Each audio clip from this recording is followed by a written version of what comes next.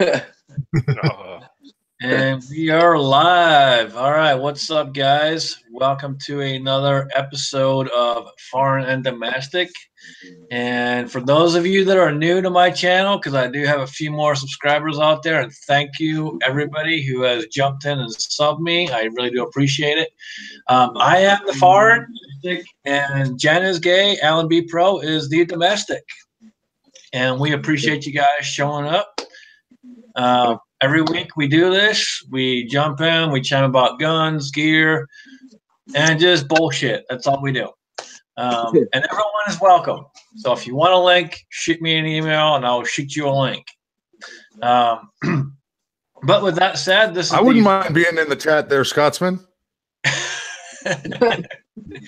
But with that said, this is the first episode of the new year, so a happy new year to everybody. And I would like to start off with a big thank you to Mr. AllenBePro, JanisGay, for this beautiful AR with my nice Zeiss optic that sits in front of me. And this thing has not left my side since the day I got it. Absolutely where it absolutely belongs. C-Max said it really well in his recent update. It was just right, and it was where it belonged. So I'm glad that you got some really good glass. A lot of people don't think about Zeiss when it comes to optics, but Zeiss is like king when it comes to glass. If you know a bit about cameras, you know Zeiss. Yeah, when I first got into the business of firearms, optics, all of that, I had a gentleman come into the store who brought a World War I pair of binoculars in for an appraisal, which we don't ever appraise binoculars, but he brought them in. And when I explained to him that there's no way for me to appraise them, he's like, "Hey, man, would you like to look through them?" And I'm like, "Hell yeah, I would." And I looked through them, and they are clear as frickin' the day they came off production. And from that day forward, I'm like, you know what? Zeiss is my go-to. If I can ever spend the money, that's what I'm buying. Cool. And with this particular one, I happened to catch it on a super sale. And that's why I went with this particular optic.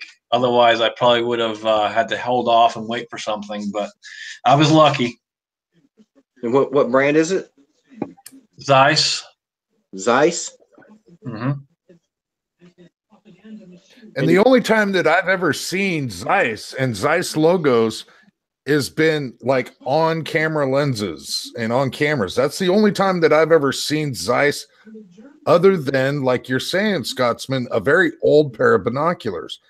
They've been around for a long time, and a lot of people don't even know that they do firearms optics.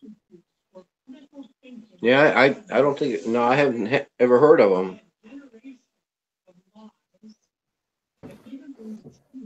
Yeah, they've been around for a long time.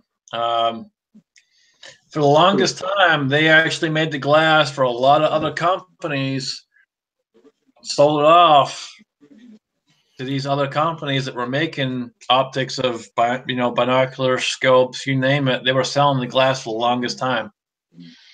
Well, wow.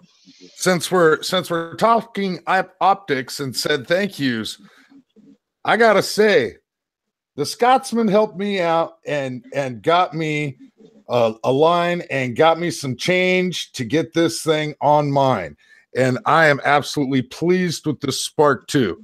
Absolutely pleased with it. That thing dialed in real easy. It's super responsive. It's a lot brighter than I ever need it to be.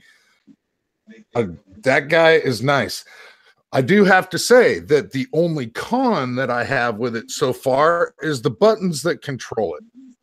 The buttons that control it are very small. They don't have a tactile feel or a click. They don't make sound.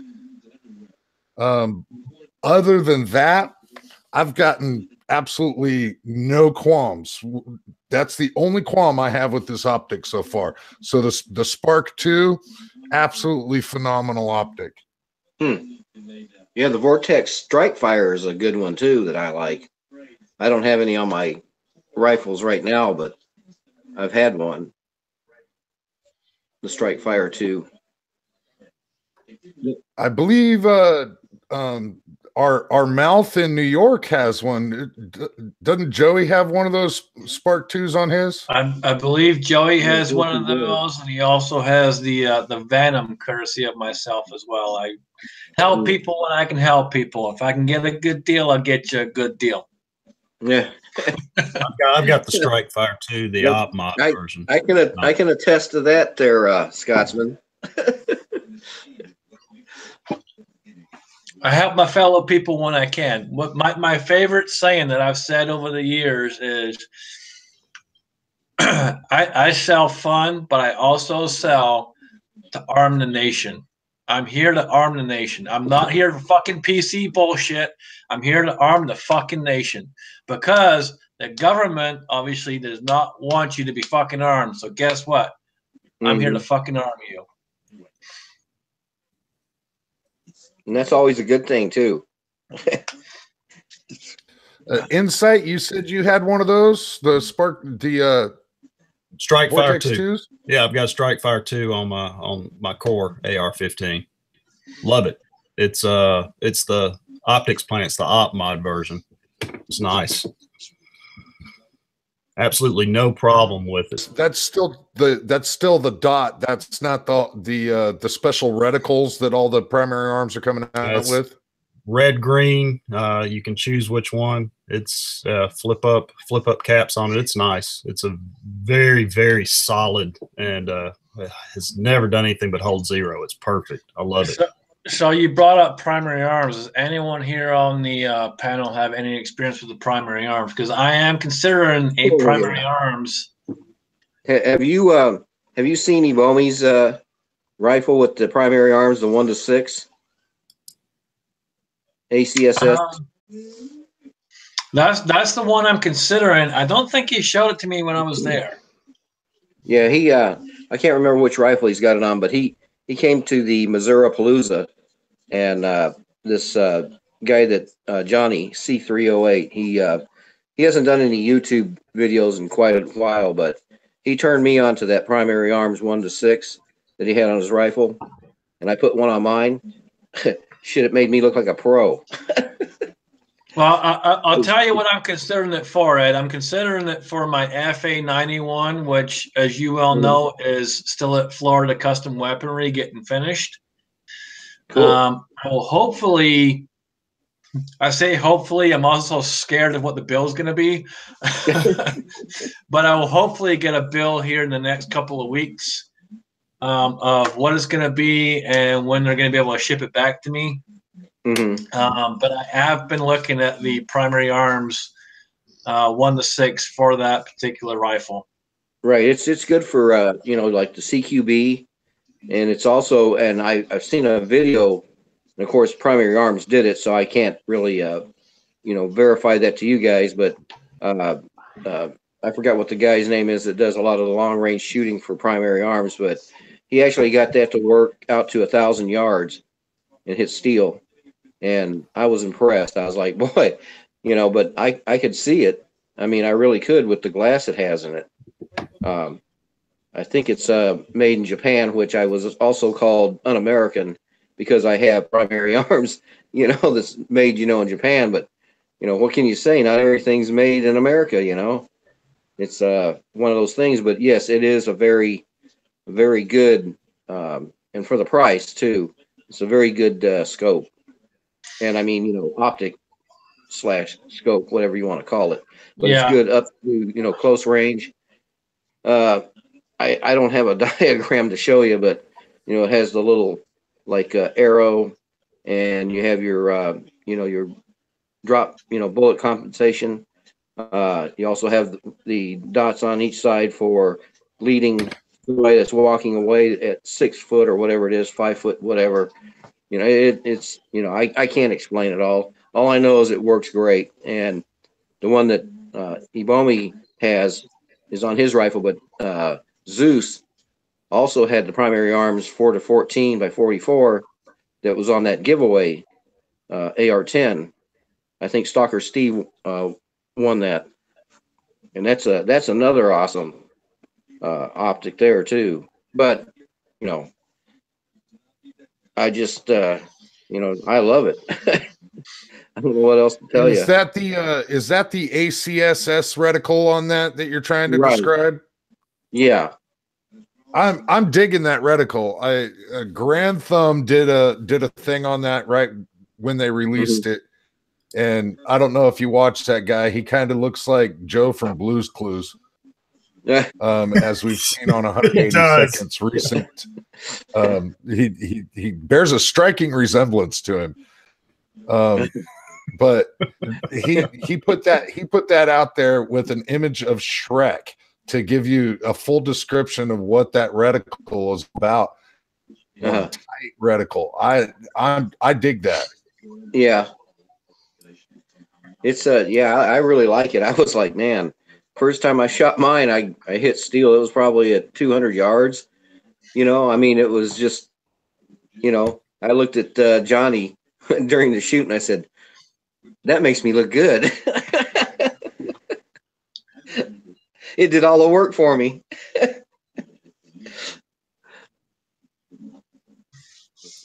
But yeah, you gotta try it, I guess, Scotsman. If you don't like it, you can always turn around and sell it. I'll buy one. I'm highly considering it. It's sitting in my cart on Amazon. Yeah.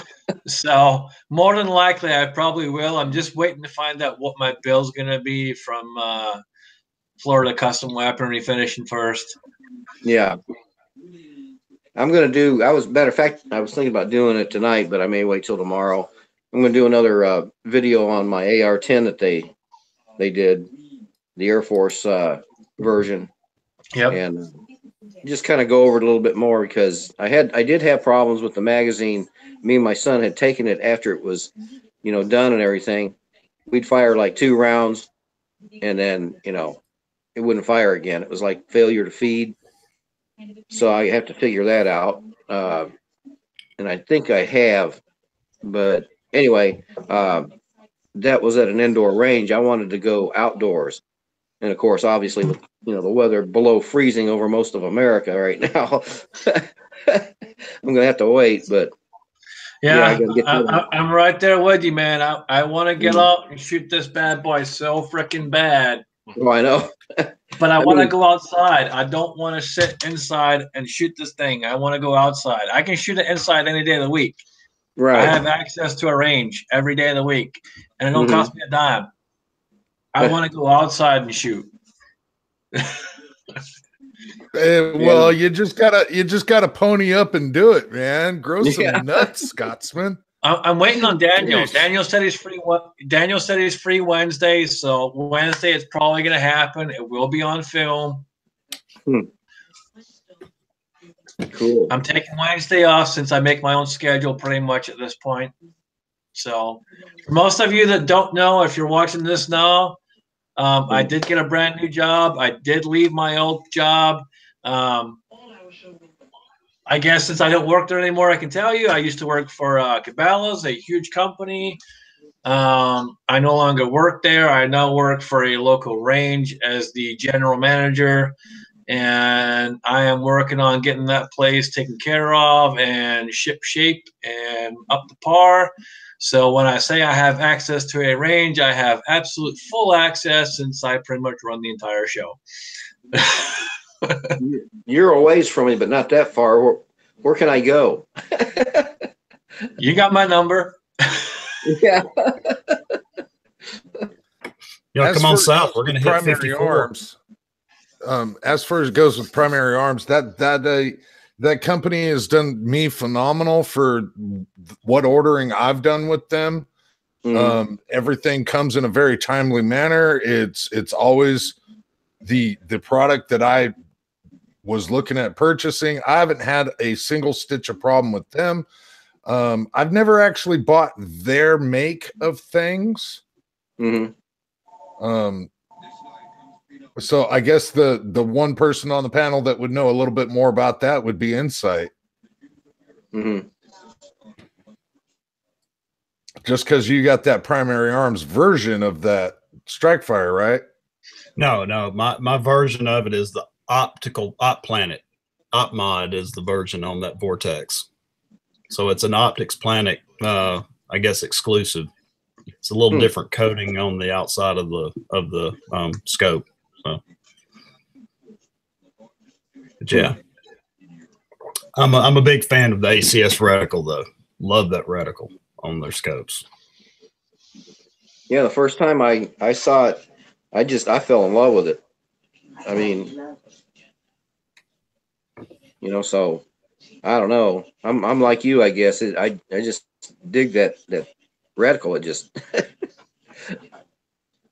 doesn't require a lot of instruction. I mean, it's pretty self-explanatory. Once you kind of look over it a little bit, you know what to do with it. That's for sure. Yeah. All I right. apologize because I get a little tongue-tied when I'm live on stuff like this or in front of the camera. But yeah, the wife. But yeah, that bullet. Well, Ed, tell her to have a seat, man. She's a little easier to look at than you are. Tell you honestly, I'm just brutally honest. That's all. Hey, Ed, she needs to say hi. It's been a while. How you doing? Say hi. Hello. Good to see you. That's Jules. Hi, y'all. It's nice to meet you. Nice to meet you too.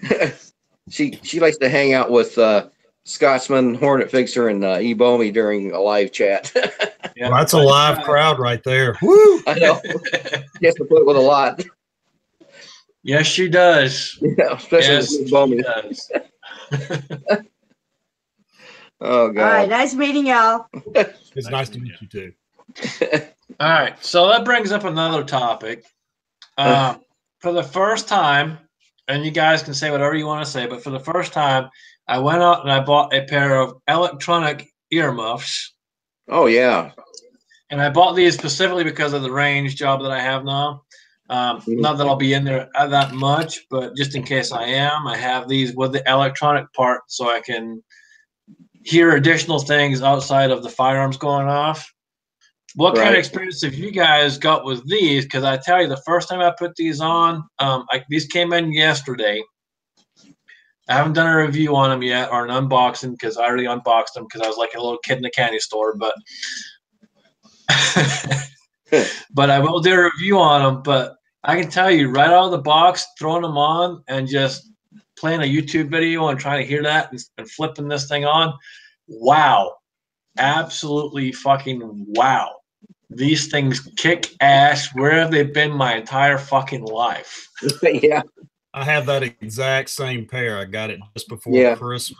And my daughter hijacks them all the time and puts the line in for her phone whenever we're traveling places and listens to YouTube videos with that headset on. I like them. Love them. Yeah, they are nice. I got a pair just like that too.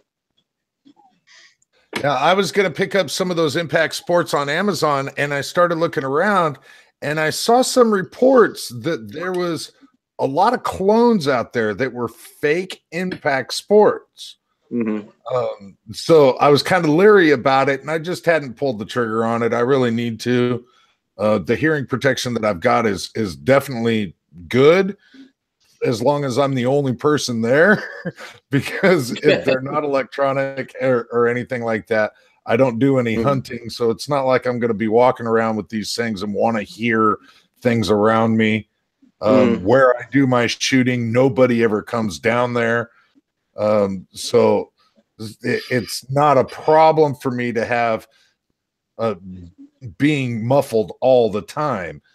But I do want to get a set of electronic earmuffs, and those were the ones that I was looking at. I've seen a lot of positives about them. I think I got a price match at Academy on mine, and I picked them up for like $29.95 for a pair. Price matched off somebody else's online deal at the time. I can't even remember who it was. That's a good price, man. I picked these ones up. I picked these up for I think it was $36 on Amazon. Yeah, mine were like 30. What was it, 31 or 32, something like that. Yeah, I was looking. I probably got the receipt lying around on my desk somewhere for them still. I've got all my Christmas receipts piled up still. So, well, correct me if I'm wrong, but I know mine when you have them on, when you fire around, it's almost like, you know, have you ever seen a video where somebody's got their camera and they take a shot, but then the camera sounds like it deadens a little bit, you know? You obviously haven't watched any of JanisGay's videos. It happens every time the JanisGay. Yeah, I think it does with mine too, but you know, that's almost the impression you get with those, and it's really awesome because, you know, you get rid of that noise, you know, but you can still hear what's going on. Like if somebody says, you fucked up. Oh, excuse me. You screwed up. hey man, there's no PC here, Ed. You can swear all you want, brother. Oh, yeah, well, I didn't want to get you kicked off YouTube. You two can eat a ball of dicks. Yeah. No, fucking feel free to say every goddamn fucked up, goddamn nasty ass cunt word you want. This is the Scotsman channel. Nobody's worried about him getting kicked off. No, yeah. Tell you, and anyone that is on YouTube that is listening right now, go ahead, fucking strike my channel. Wait for the hell that comes after you fucking do. I've got 3 channels. I'll just come back on one of them. It don't really matter to me. I will bear down the most amount of fucking pain and everything you can fucking think of under the goddamn sun if you fuck with my channel. Huge. So, Scotsman, do the people that you work with know that you're a YouTuber? The owner of the company does. Everyone else does not. That's a good way to keep it.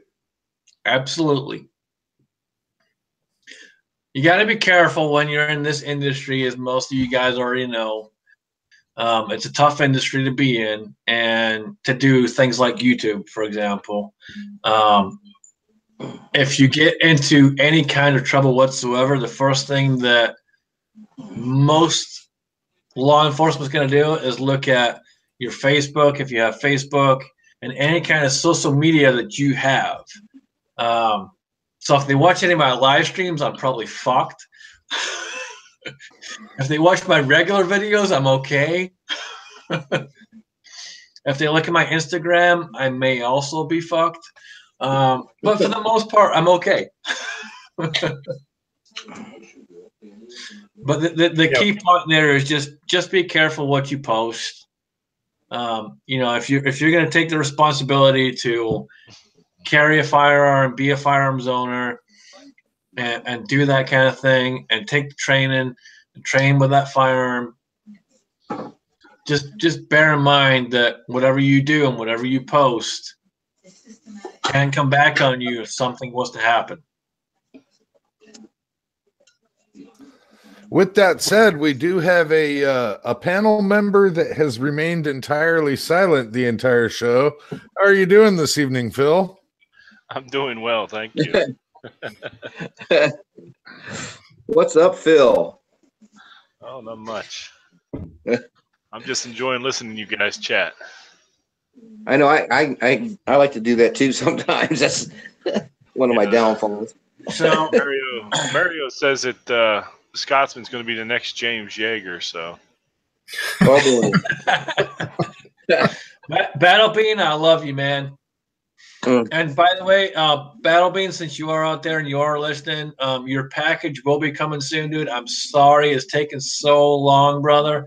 I'm trying to make this as special as I can make it, because trust me, when you get it, you'll understand. I do apologize that it's taken so long, but trust me, it will be on its way soon.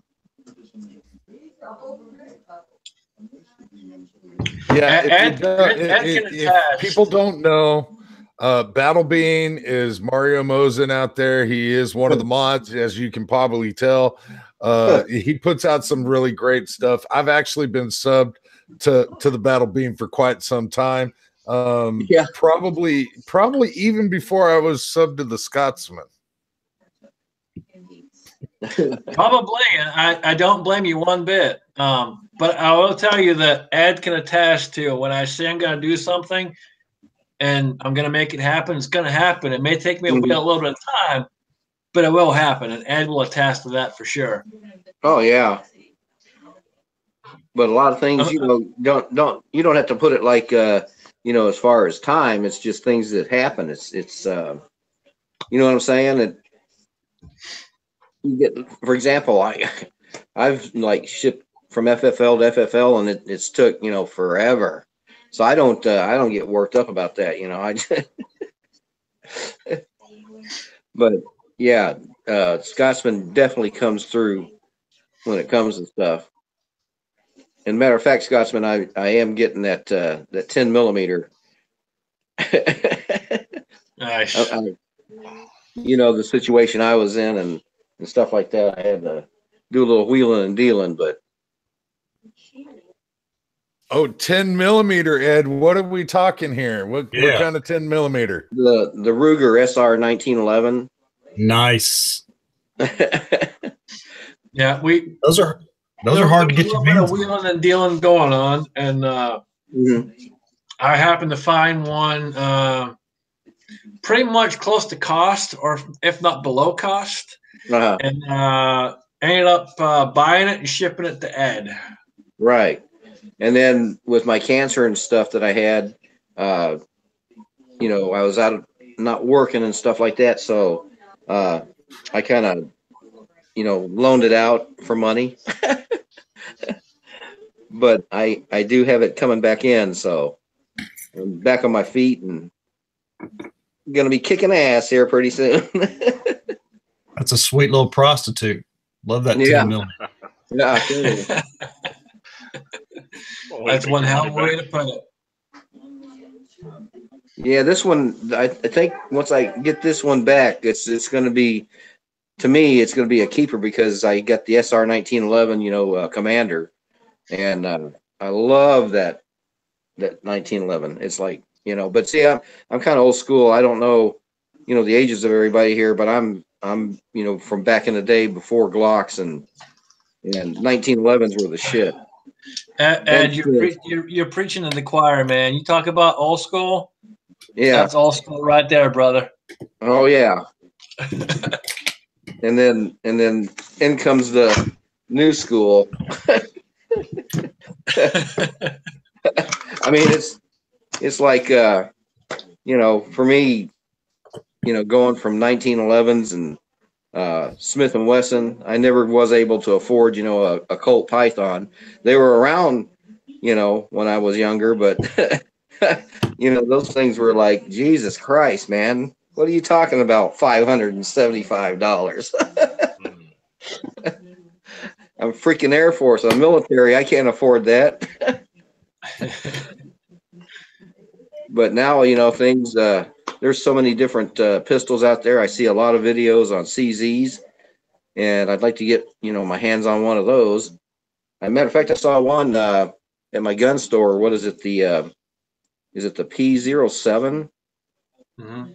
Yeah, something like that. When you're ready to get one of those, Ed, shoot me a message, man. You got my number. Shoot me a message, and I'll send you a link to get you hooked up with a good price. I see. You gotta be careful with those CZs, though, Ed. CZs are a virus, man. Once you get started, it's like crack. You can't put it down, from what I understand. It's true, man. You pick up one, you'll never want to. You don't want to put it down. You just don't. Like the old Lay's potato chips. I have one so far, but I have 5 on the list. It's just like, you know, guns, the evolution of guns. You know, there's so many available, you know, different pistols out there, revolvers, not so much as the pistols, but, you know, Smith trying to bring back some of their older models, you know. Of course, they have that key lock on them. what was it, the classic version or something like that? Yeah, it's the classics, but the problem. All right, hold on. But then, like, Let me explain this for people who don't know. Let me unload my gun first, because yes, it's loaded, so it is now clear. Now it's unsafe. Great. For those that don't know, the old school was a recessed cylinder, so you can see the recess right there. Right. A hammer-mounted firing pin, Mm-hmm. and a pin barrel. So you can see that right there. It also has a pin barrel. And that is the only Smiths that I will buy. I will not buy any Smith that does not have a pin barrel, recessed cylinder, hammer-mounted firing pin, other than my Model 60. And the only reason I have that Model 60, I'm not sure if I ever said it in the video when I actually got the gun, was because it came from a friend of mine who used to work for me. He was ex-Navy, but me and him built a good relationship. He taught me a lot when it comes to buying and selling firearms and understanding the used market. And he's like family. And he sold to me for less than what he paid for it. And he wanted it to go somewhere to a good home. And that's the only reason that I have that gun. And that's why I take care of that gun the most. And when I upgraded the sights, I was happy when Tool Monkey reached out and said, hey, I can help you, man, and get you fixed up with a pin. Because I was upset because I couldn't get the gun functioning again because I couldn't get the damn pin that I needed. So when Tool Monkey reached out, it was a huge lifesaver. And very, very happy to have that gun back in action. Just for the safety sales out there, she is loaded again. Thank you very much. Oh, thank you. Finally, that gun is safe again. Oh, is it safe? Hold on. Is she safe? I'm not sure if she's safe. Oh, buddy. Oh, man.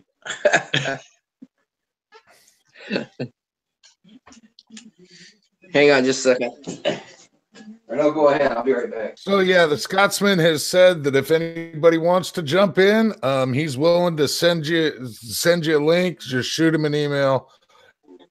So Scotsman, you recently left this new job. Did they give you any kind of severance package? I mean, I could be way off base being how you left, but so did you get any kind of severance package? No, there was no severance package since I left the company. I did work my full 2 weeks. I never leave a company and burn them. I will not do that. I've been working since I was 12 years old, and I was raised right. I was raised by an SAS. So for you, those of you that don't know, that is the Special Air Service, and that is our version back home of the Special Forces. And pretty much I worked for him for about 2 weeks. And by the time that 2 weeks came to a point, he pulled the van over, and I worked on a farm, and the first thing I did was deliver milk. He pulled the van over one morning, 5 a.m. in the morning, and I was a smart-ass kid. If you can't tell, I'm still a smart-ass, but I can actually back that shit up now. Back then, I really couldn't. So rather be a smart-ass than a dumbass any day anyway. He pulls the van over, and he's like, all right, you got two fucking choices. You can either fucking work your ass off and do what I fucking tell you, or you can shut the fuck up and get the fuck out of here and have no fucking job. And I go, yeah, got me. I worked for that man for fucking 6+ years.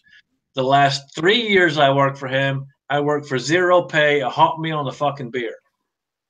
Because I respected that man that much.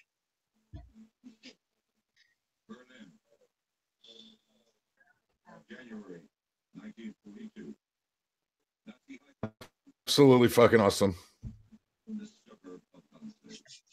But you didn't get anything from leaving this job, or I got was the satisfaction of saying, "Fuck you."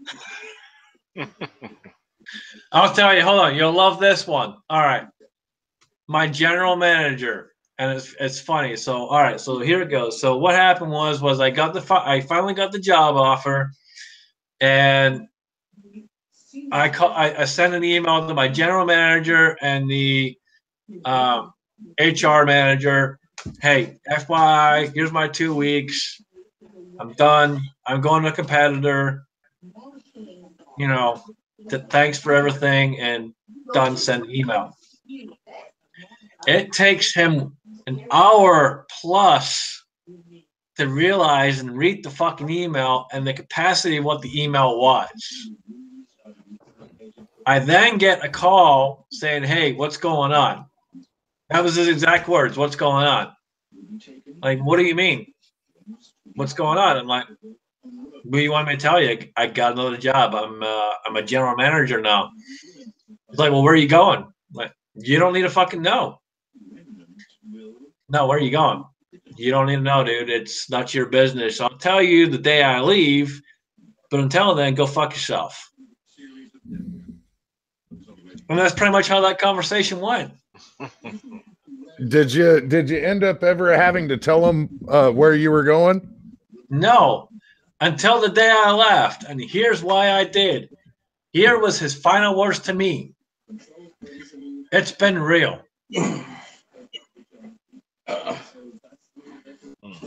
Oh, that was his final fucking words. A general manager. You served with them for years. I mean, come on. Turns around and goes, it's been real. Now, bear in mind, for those that don't know. They didn't even give you a bottle of Jack Daniels or nothing? For those of you that don't know, I've worked for this company for 7+ years. And all I get is, it's been real. Now, on the side of the Jack Daniels, my people that work for me actually did give me some Jack Daniels. This was my leaving gift from some of the guys that work for me. And we're going to go ahead and Machine Gun Kelly would say, we're going to go ahead and pop the top. And we'll take us a little shot of this bad boy right here. I have not tried this yet. I literally just popped the top. Now, for a Scotsman, may not know that American whiskey is a little different. It may not be aged, it may not be, but from what Insight tells us, it's good stuff. All right. So with that being said, first off, see this right here? It has an E in it. True whiskey has no fucking E. Tennessee whiskey. That tells you right. That tells you right off the fucking bat. It's Americanized whiskey. No, because my people that used to work for me bought it for me, I will drink it. I appreciate it. JanisGay, Allen, everybody, appreciate y'all showing up. Cheers, brother. Cheers. Galante. Big cheers. Salute. There you go, Scotsman. 586 nickel. There you go. This baby right here, man, I couldn't believe when I seen this. I had to buy it. Very nice. Red ramp front. But it's pretty. Yeah, it's actually it is the 586. It's not a 686. It's I think I did a video on this. It's the nickel version, and my son's got my 581, which is a 4-inch, fixed sight version that I actually got from Hornet Fixer. If you guys know who he is. Yep. And the other one I got, it was kind of like a little trade. We did. I got this model 19-4. And shit, I didn't bring no rounds to show you, but it's got the old recessed cylinder. When you put them in, they rounds are actually flush in the cylinder. But I went to go get these, and then when I got back, Scotsman was talking about whiskey. I was like, oh, shit. Sorry. Yeah. Well, that 586 looks about as sweet as it can possibly be. I would want to take that baby on a date. God, that thing looks sexy. I can tell you right now, Ed, you are more than welcome to bring out any Smith any day of the week you want on any one of my chats and show that bad boy off, because trust me, when it comes to old school Smith revolver, yeah, you're talking my language, baby. You know what? It does not matter if we're talking pipe tobaccos, if we're talking AR-15s. It don't matter what it is. You show one of them things, we're going to come to a screeching halt and go, oh, yeah, look at that. Oh, God.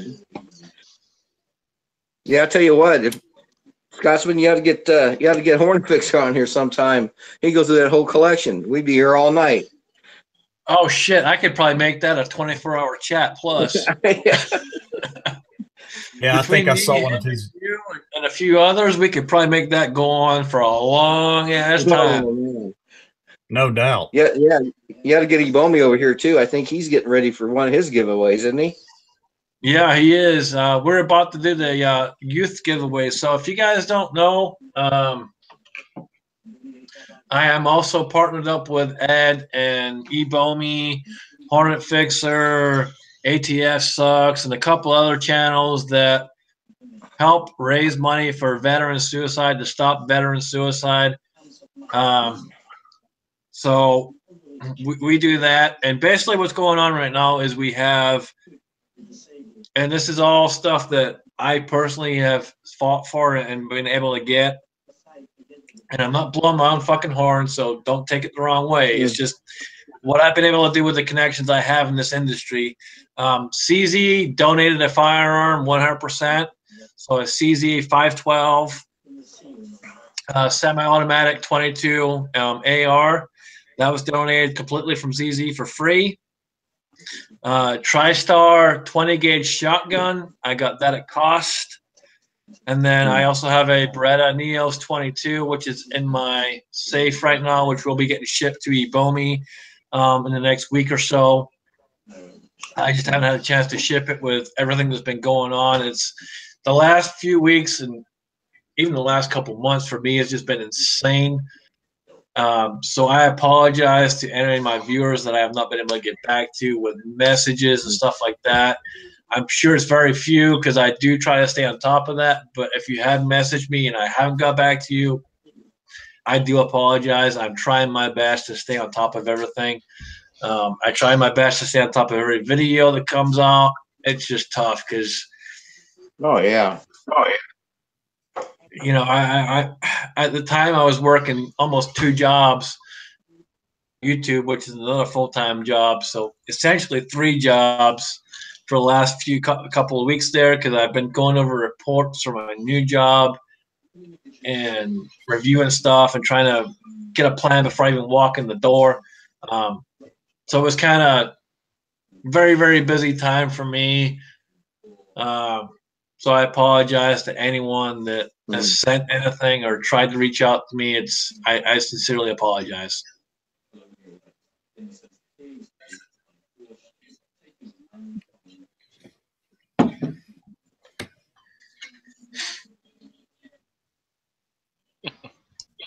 There he is. He's back. Yeah, a little technical difficulty. I'm all good. We kept the domestic side at bay for you.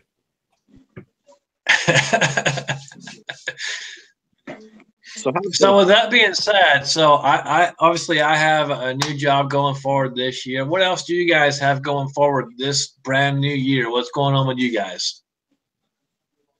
Cool. Let's start with Phil M. Rivers, since Phil has been pretty much silent the entire fucking chat. You're just doing a copycat of Mossy Nut. Well, I got some Christmas gifts. They were gift cards to my local gun shop, and I managed to trade some of them in for put money down, or basically essentially put one on layaway for me. So I'm hoping to pick that up by the end of the month. Do a video on that, and you guys will see that then. I hope it's not another Glock, Phil. No, it's not. Kind of looks like one though, but it's not. Okay, so we're gonna leave this one a surprise, right? Yeah, because it's totally different for me. It's something I've never shot before. I've never held one until I went in before Christmas and picked it up and looked at it, and I went back after Christmas and they still had it. So I said, well, let me go ahead and take this then. That sounds like it might be that Gen 9 Glock that's double action, single action, right? Yeah. Yeah, it has steel sights and they're. I thought we were up to Gen 20. Are we not up to Gen 20 already? Gen 12 is when it becomes the 1911. Oh, okay. Yeah, there you go. Yeah, if they could fix the sights and the trigger, it'd be all right. You know what I would like to see? I would like to see, just for shits and giggles, an all steel Glock. Wow. That'd be different. It's a perfect pistol. Insight, what do you got? You got more Glocksy. Is that what you were trying to show us there? No. Definitely not a Glock. Ooh, There we go. that's nice. Now, if I'm not Lightweight mistaken, Wilson Combat converted 1911s. there you go. Yeah. Yeah, I love shooting 1911s. They Not are 45 Anytime you or want to 10. ship one of those things to me so that I can actually shoot a Wilson Combat 1911, you're more than welcome to. I have yet to shoot one of those. Yeah, they know how to work the trigger for sure. So, Alan, whenever you're ready to buy one, let me know, and I'll put you in contact with my contact at Wilson. Scotsman, I'm too poor to pay attention, man. I can't afford a goddamn Wilson Combat. Oh, no. You didn't understand me. When you're ready to buy, let me know, and I'll put you in contact with my contact at Wilson.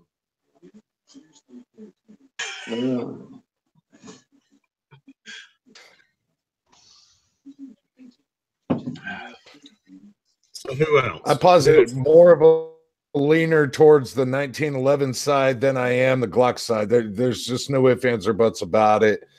I do like a hammer-fired gun, even though all the guns that I show on YouTube fired guns, my channels are towards. Even though I have shown my AR for on this channel, but I like me a hammered fire gun. That is absolutely cute in sight. I mean, if it was bubblegum pink, Jan would love that.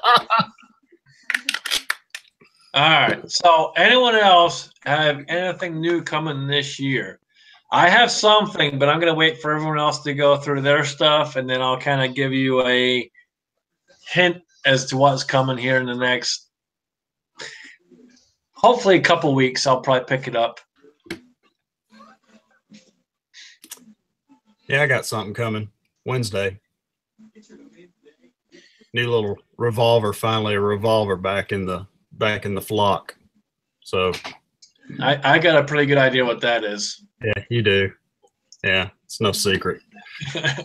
Found a Ruger, got it at a pretty good price on an auction, brand new GP 100 4.2 inch 357. It's the 1771 model. That's the 7-shot, the one they just released a few months ago. So pretty excited about that. It's going to be almost 60 degrees here Wednesday, so there's a good chance I'll be able to take it out when I get it and play around with it a little bit. That is absolutely phenomenal. Has anybody seen the reports on the Sig Sauer P365 yet? I've just seen videos of people showing pictures. Yeah, that's all I've seen so far. What about I don't know. I don't think it's been released yet. I know that Ruger has put out, or SIG has put out information on that particular weapon. It looks pretty damn good to me. I don't know if it's a crossbreed, but it looks like they're gearing that strictly towards the concealed carry market. Yeah, that's what it looks like from the videos that have come out recently. That's what it looks like for sure. To me, it's one of those pistols again, and most of you guys know I mainly carry full-size guns. To me, it's one of those guns that it just doesn't fit the hand well for the average concealed carrier or open carry, whatever it is. It doesn't fit the hand very well for that kind of shooter.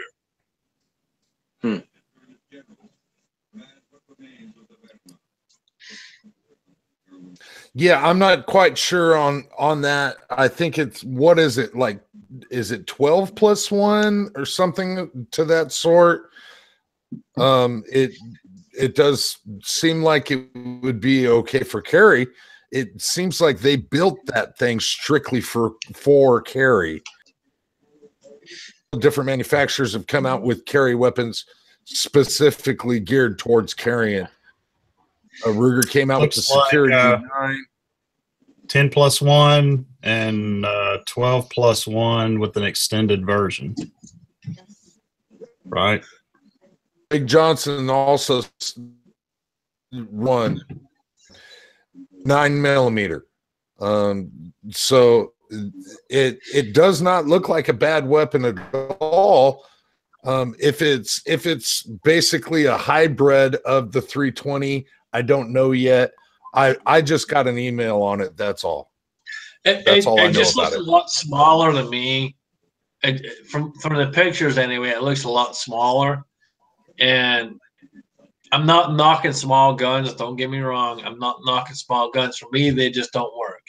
And you have to find the right gun that fits you. For me, it's a full-size gun. That's what I carry 99% of the time. But you have to find what's right for you. So, Scotsman, you know anything about who was it? Reloading from the Hot Pot was asking about the ATI 1911.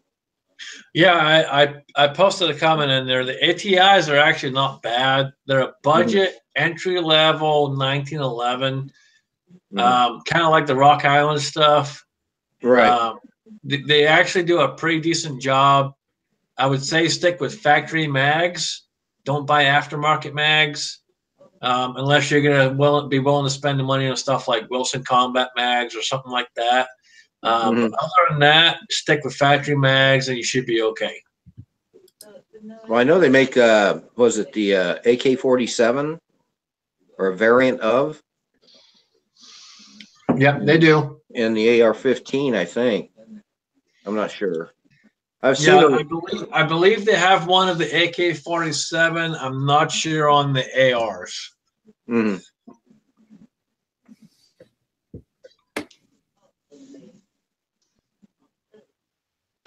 Yeah, Big Johnson says out there about the P365 that it's 12 mags for a little extra money.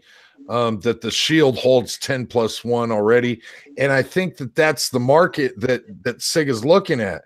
SIG is looking at the shield making all this ground 10+1s. They're wanting to get into that demographic as well.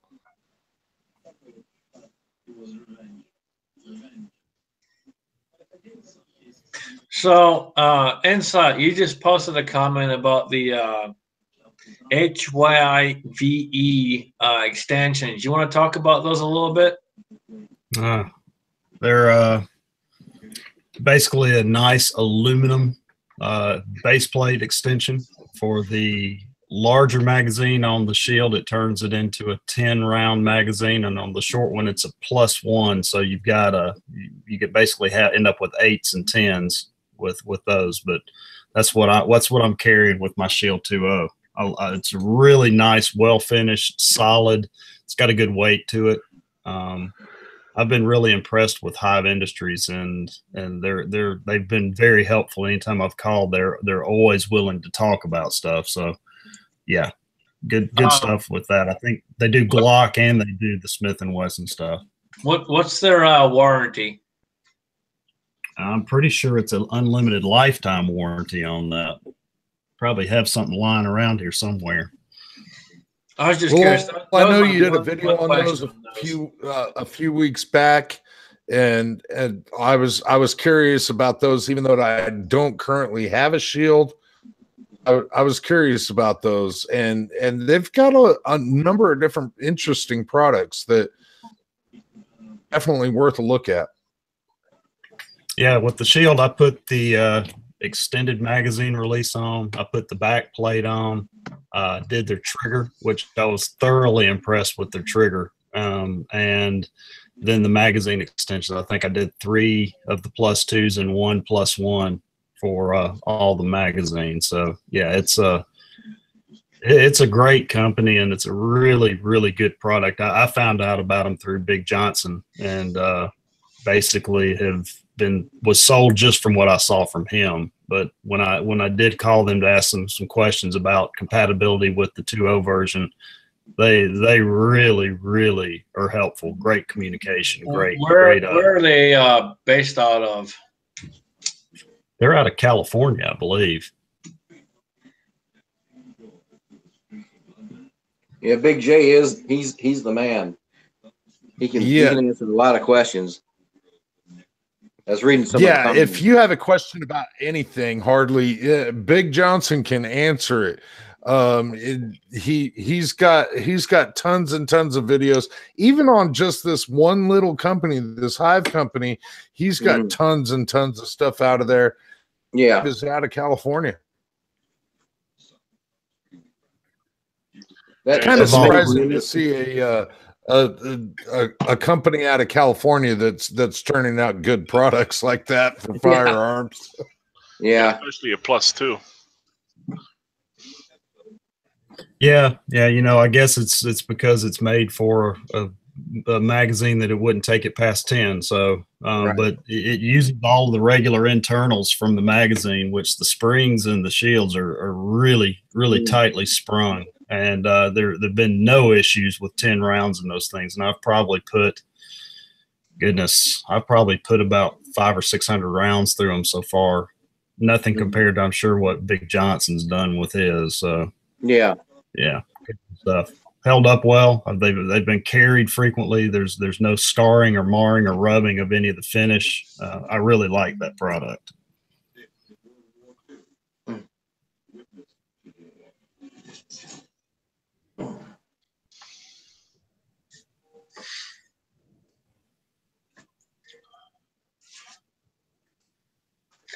All right. So, does anyone have any other topics that they would like to cover tonight? Any questions from the side chat for any of the panel members? Yeah, when are we going to see you shooting the C-Max gun? Wednesday. Hopefully Wednesday. I contacted Daniel. Daniel said he's off. I plan on taking Wednesday off. For those of you who don't know, C-Max rifle is here. Thanks to AllenBePro, JanisGay. I have this badass AR in my hands with this badass Zeiss optic. And guys, I'm still fucking blown away every time I pick this damn thing up. And this thing has not left my side from the day I got it. And you can laugh all you fucking want, but it has literally not left my side since the day I fucking got it. And it probably won't. It's a damn shame that you haven't been able to fire yet, but the fact that it's gone through a bunch of paces already, you know it's sound. You know that thing is going to fire every goddamn fucking time. I will tell you this. I was able to, before I left my previous job, I planned on trying to shoot this last weekend. I didn't get there. But I did pick up 500 rounds and I managed to get it at a decent discount before I left. So I do have 500 rounds of ammunition to put through this rifle, and they will all be going through this rifle pretty damn soon. Cool. Well, I think it's supposed to get up to 50 degrees by Wednesday for you out there, huh? It's supposed to be a lot warmer than it has been. It's been in the negatives. Yeah, so this 32 degrees today felt real good. And it started off in the negatives this morning with some freezing rain, but it picked up a little bit. It's a lot warmer now. My heat probably has not come on for the last 2 hours, so that tells you something right there. But it is slowly getting warmer day by day, and we thought there for a little bit that the snow was all gone and we were done, but it came right back with a vengeance.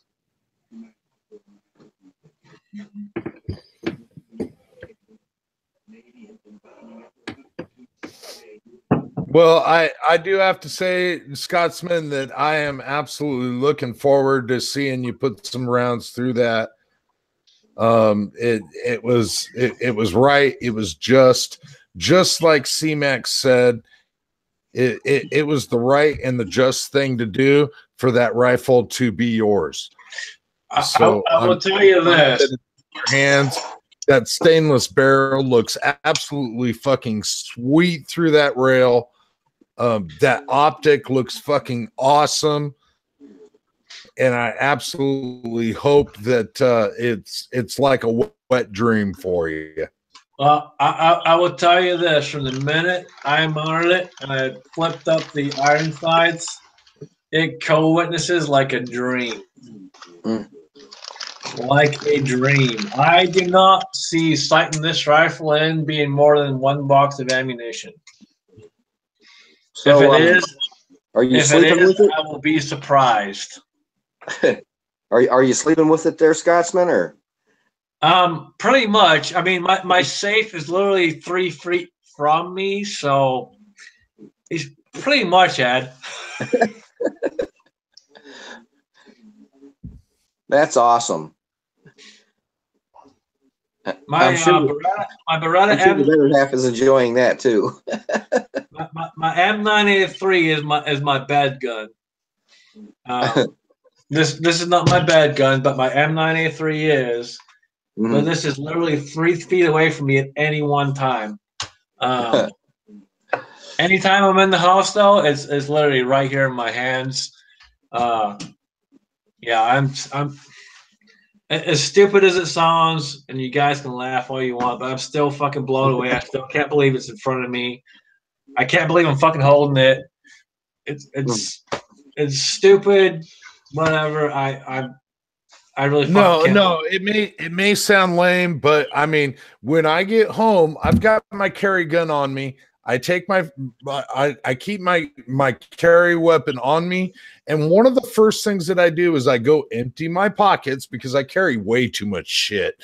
But I empty my pockets, and then I go open the safe and I pull out the black rifle and I make it accessible. That's just what I do when I walk in my house. So I can understand even for having the enthusiasm of a weapon that you haven't shot yet, especially. But even just a safety factor, the fact is the 5.56 is going to do a lot more hurt than the 9mm. The 9mm might do enough hurt, and it very well might. But the 5.56 is going to do more. Yep. So just for shits and giggles. Oh, hold on. I'm getting there. This was my last ammo purchase before I left where I previously worked. It is full of ammunition. If you can't tell, this box is heavy. I could show you the receipt. Hold on. Oh. I'm not sure if we want to see the receipt there, Scotsman. That just might piss us off. Yeah, no shit. I don't know if it'll piss you off or you'll be like, what the hell? Hold on. Oh, shit. I thought I had it right here. Son of a bitch. I did have it right here. I don't have it. I'm sorry. I will find it. I will make a video just for shits and giggles for Pop's Quest alone. Animal fucking Mafia style.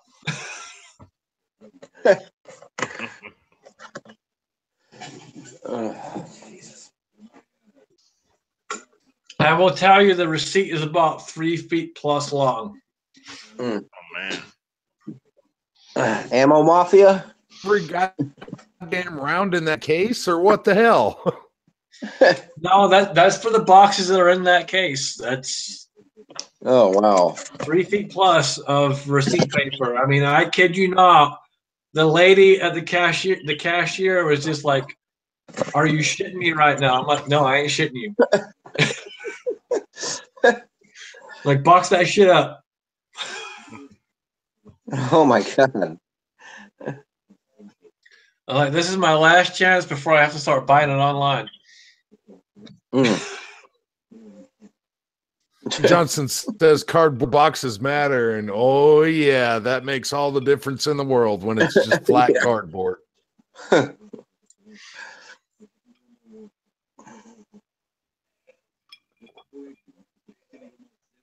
A curiosity amongst the panel. Out of your home defense weapon, rounds do you keep at home? So I will start with Ed, USAF. How many rounds of your self-defense At home? keep at home? Well, let's see. I've got I know a lot of guys don't like the Glocks, but I've got the Glock 19, and it is loaded. And I keep about I don't know, 50 rounds. At a minimum. I mean, I do have other, but for home defense, yeah, about 50 rounds. I guess that's the question you were asking me. Yeah. Well, that's in that's magazine. That's tight. Insight. How about you? Self-defense rounds. How many do you keep at home? In magazine? Rounds. Oh, I keep about the Federal Hydra-Shock. They come 20-round boxes. I usually keep 2 just for that. And I carry them too because it's my everyday carry also. So I usually have exactly. As your everyday carry and your backup ammunition that you have at home. Right. So it doesn't necessarily mean in magazines, even though I pretty much I keep all my magazines loaded. But if I don't have enough magazines, obviously I just keep the rounds. Right. How about you? Out of your carry weapon, how many self-defense rounds do you have at home? At a minimum 30. Actually, 41 is probably my least. And let's see, I've probably got 15, 30, 60 for the G31. And I keep about 8 AR magazine at 30-round magazines loaded, and goodness, 45. I've probably got. God, this thing I'm always rotating. I've probably got somewhere around 7 or 8 45 magazines loaded, and then tons of boxes of self-defense ammo. I've probably got close to 800 or 900 rounds just of hollow point stuff sitting around in boxes ready. Does that sound extreme? No, I don't think so. No, not at all. Not me. I'm going to interrupt. So far, I'm seeming a little psychotic. Hold on, I'm gonna interrupt, and I want to make a point here because Inside's wondering if that sounds, extreme or above average. Dude, not at all. I'm going to tell you right now, I'm not going to tell you exactly how many firearms are loaded, how many magazines I have loaded, or how much ammunition I have. I'm simply going to go with Big Johnson's answer of it's a shitload. And don't walk in my fucking front door. Yeah. Well, yeah, I That's guess the I idea. should have listened to that question a little deeper. Yeah, my AR pistol, you know, like Phil and Scotsman, I've got all kinds of magazines loaded up with those, you know, AR-15 in general, you know. So sorry, I didn't answer your question. I was talking like more or less like in the home and carry, like when I go to work, you know, I always have an extra mag, so 15 plus one, and then another 15 until I get this FN57 out to the range. That could be the next one, and that'll be awesome. That'll be Yeah, 6 I'm drooling like a motherfucker over that 5.7. I'll have to tell you what, I'm envious as all hell. But yeah, I definitely keep. I'll go ahead and put it out there. I'll definitely keep at least out of my self-defense 9mm rounds. I've got at least 5 magazines loaded, and probably 300 rounds in boxes. Out of the AR magazines, tell you, okay, I'll tell you, I've got at least 20 of these things loaded. That might be a little excessive to some, but I keep all my magazines loaded. You can never have enough. I'll cap it at 20. Yeah. Hold on. I'm gonna stop you for a second. So, just for shits and giggles, this is my M9A3. It is loaded. There is one in the pipe. I carry Federal HST. It's the only ammo I will carry in a pistol. Every single one of the magazines I have for this, plus the additional 20 or so magazines that I have for a Beretta that will fit this particular firearm, are more than likely loaded. I'll leave it at that.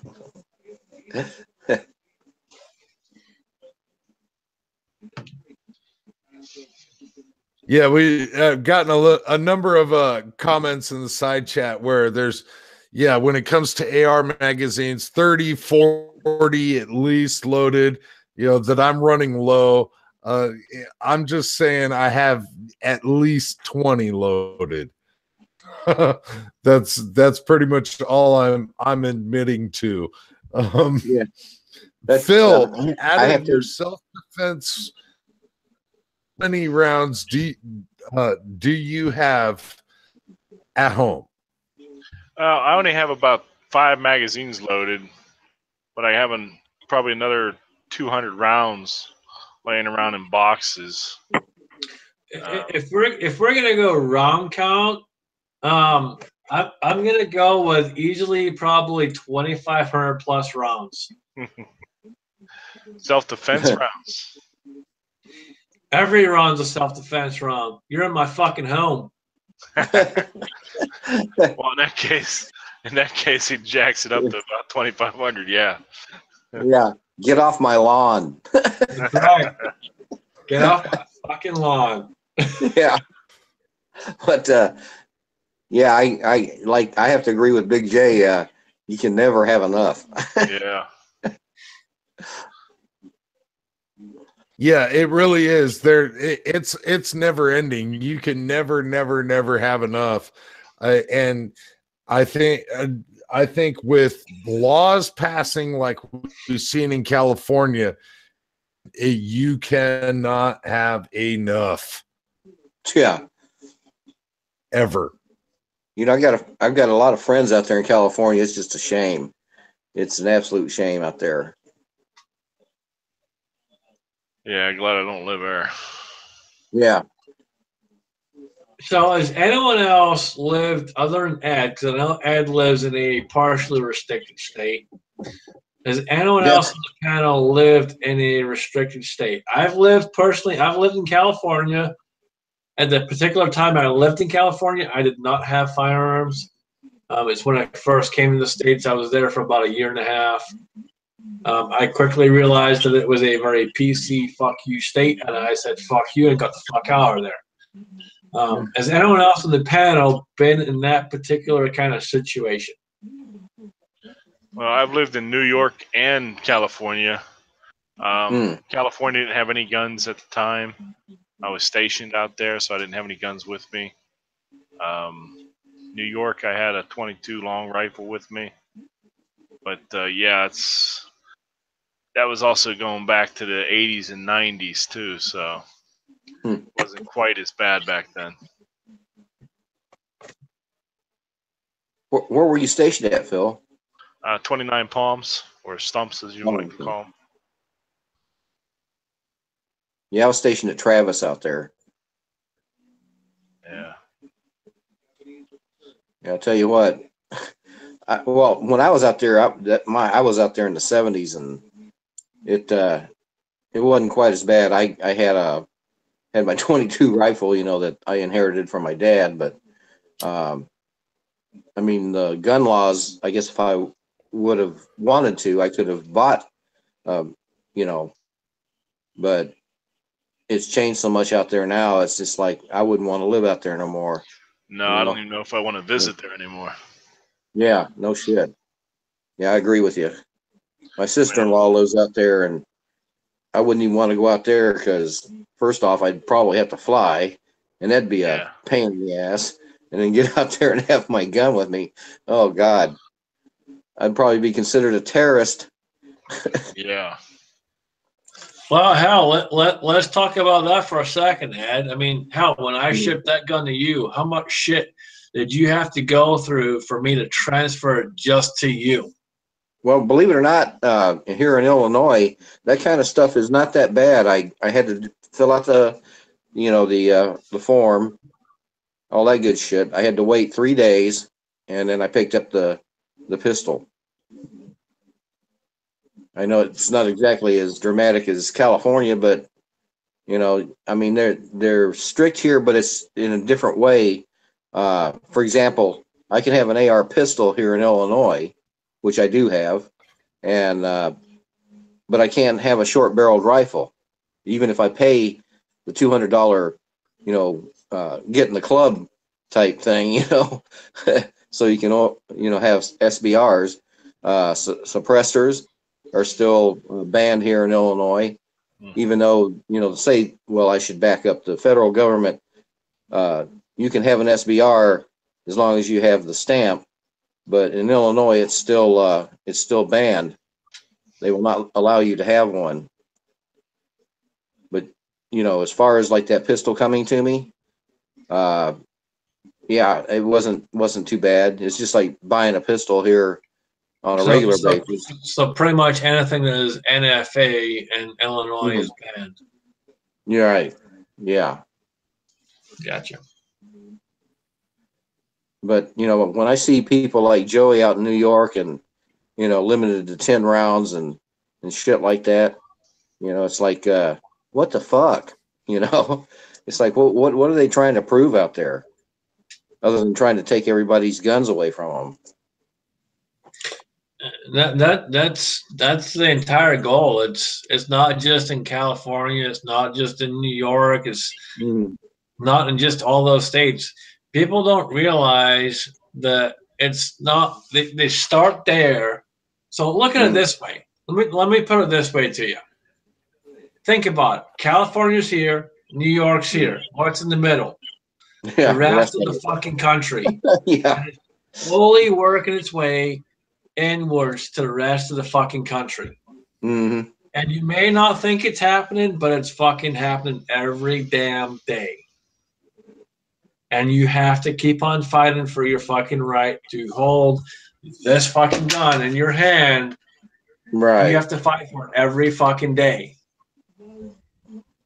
And the thing is I worry about that because when I see, like laws trying to be passed, in California and New York, that it will eventually work into places like here in Illinois, mainly Chicago.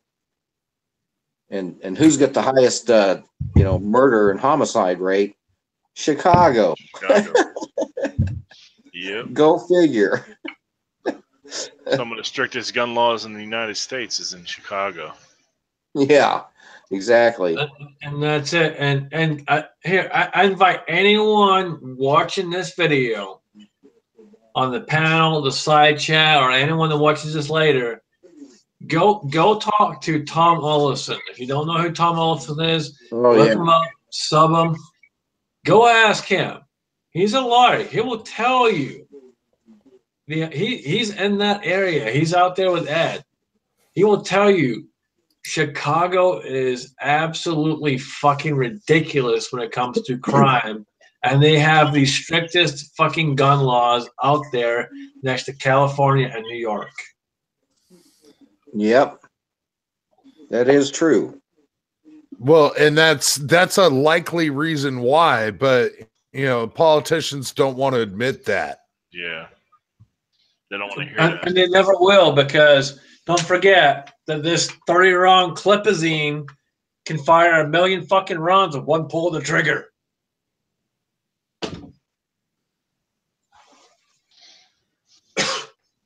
Sorry, was that not dramatic enough? Let me try again. No, maybe I won't. Well, I want to change the subject here. I just noticed something here on the thumbs up, thumbs down. Somebody gave us a thumbs down. Who the hell does that? I always get a Pop's fucking Quest thumbs must have down. been in the room. It was either Pops, Coda Boy, or fucking Rick is your six covered. One of those fucking assholes. Oh God. Speaking of Rick, I mean, is your six covered? He went to go put in one of these Lantac CNC flat face triggers into his 308 today live. Some issues with it. I don't know if he got a bad trigger or what. All right, but hold on. Can I he stop actually you for a had some second? some issues with it. Can I stop you for a second? Rick is the issue.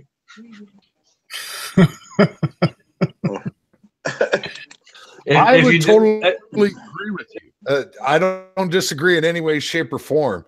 I watched him install it, and I'm thinking, dude, don't do it that way. And he did it that way. And I'm like, oh, no, don't do that. He did it that way. All right, so rookie, whatever. So I'll tell you this. Like, all right, Rick posted a video a while back, and I saw this video go up, and I'm like, holy shit, dude, did you really just fucking do that? And I happen to have his phone number, and I texted him like, dude, you fucking need to call me now. Like, right fucking now. Like, ASAP. Like, this fucking second, call me now. And about 10 minutes later, he finally fucking calls me. I'm like, did you really just fucking post that? And he's like, yeah, why? And I'm like, dude, you realize what you fucking did was 110 fucking % illegal. You better fucking stop. Take that fucking video down right fucking now, and I'm gonna tell you how to fix it. Holy shit. Well, he wasn't doing anything illegal. He was literally installing the drop-in CNC Lantac trigger into his 308, and he had some problems with it. Basically, I want to say the sear was contacting the back of the hammer at a wrong time. And mine didn't do that in any way, shape, or form. There was a couple of people also in the room that showed that theirs didn't do that, or said that theirs didn't do that. So I don't know if he actually got a bum trigger or not. Maybe that's why they were blowing them out for $89 a pop. I'm an amateur when it comes to ARs. Do you think that was maybe the spring or how he put the spring in? No, it was the drop-in triggers. Yeah, but there's Drop it just like I have in mine, except his is in 308, but everything in his lower is just like a standard 5.56. but it still has a spring connected to it, though, doesn't it? Yes, but it's built into the housing. Okay. Well, I was wondering if anybody put the spring in the wrong way. That's why I was asking. No, and in all actuality, I built a number of these ARs before, and when I put this one together, I did. I put the damn hammer spring in backwards. It is the very first time that I had ever done it before. I had built 7 or 8 or 10 of these things before, and it's the first time that I had ever done that before. And you can look back in my videos and see that I had light primer strikes. Well, gee, I wonder why, because I put the goddamn spring in backwards. Luckily, I didn't put the other spring in backwards because that would cause a different type of malfunction.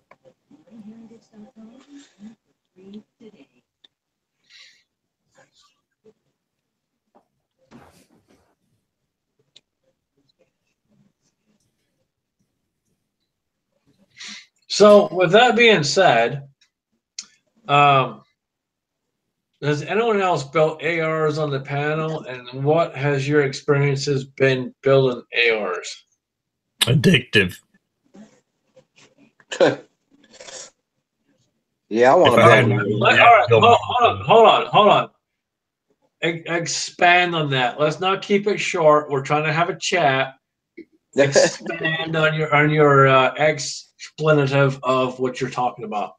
Addictive. I think once you build one, you want to build more. And the more familiar you are with the gun, I think the better off you are. I love building the 2 that I've built. And if I had more money, I'd probably build them all the time just for fun. So I will tell you, in my previous job, I had someone that worked for me that within the time frame of about 3 months from the first one he built, he probably built 10. Wow. He got addicted fast. And part of that was when he got addicted after his first one, the second one he got, his wife jumped in on it and she got addicted and was like, hey, you need to buy more. I can see that. It became a joint project for the 2 of them. Mm-hmm. They ended up building a lot more, and to this day they keep on buying more and more and more, and it's just been nuts. I personally have not built one yet. Before I got this, and you guys all know about this, but before I got this, I was thinking about building one, but I was thinking about building one in either 6.8 or in 308. And I don't know. I'm glad that we haven't even shot that dream down by getting you that rifle. The fact of the matter is really ARs aren't that difficult to build. Once you get a couple little things, you can build them. You really don't need much to be able to build an AR. Take rocket science to be able to build them. They're built very, very basically. And you could watch a YouTube video, just one, as long as it's the right one, and be able to build an AR. They're that simple to actually build. What parts you use and what your premise for it, everything, your purpose for the build makes all the difference in the world, though. And I agree with that 100%. And the main reason I say that I agree with that is because I've been looking at doing this for probably almost 2-3 years. And to some of you, that might sound extreme, but the reason I've been taking my time with it is I want the right parts and to build it right the first time. And I'm looking for the best parts and the best things that I can put to what I want to do for the right purpose and not waste my money. I don't make a ton of money. Most of you guys already know I don't make a ton of fucking money. I went from one job to another job. I don't make any more money than I made in my last job. I actually make less because I don't get overtime. I'm no salary. So I actually make fucking less money and work more fucking hours. I'm kind of fucked. Yeah. Yeah, I wish I Well, had the. Go ahead. Go ahead. With that, Scotsman, I got to say that building an AR is never going to be perfect. You're never going to be able to figure out, oh, I want this part, this part, this part, because then the next version comes out and you're like, oh, I want that part. I want that part. It's sort of like having a kid. And when I'm ready, when I'm financially ready for it, this, that, and the other thing. If you wait until you're financially ready to have a kid, you're never going to have a kid. And I'll be honest, I get that 100%. For me, it's all right. Maybe I didn't phrase it right. It's not finding the exact particular part or the perfect part, as I may have said the first time. It's finding the things that I want to make it what I envision.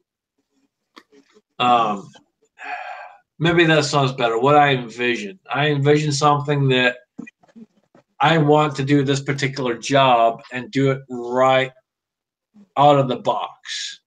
And when I say out of the box, obviously I'm putting it together, but I want it to work once I put it together and get it done the first time.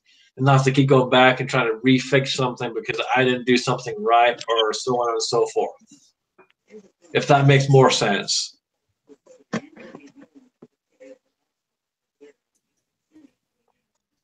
Yeah, it was said out in the side chat that building ARs is sort of like Legos for adults.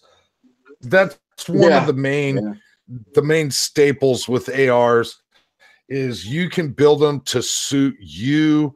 You can build them to suit the purpose for that particular AR. Yourself a long-range rifle, you can do that. If you want to build yourself a CQB, you can do that. You want to build yourself something that's just high speed, low drag. That's one of the beautiful things about the AR platform.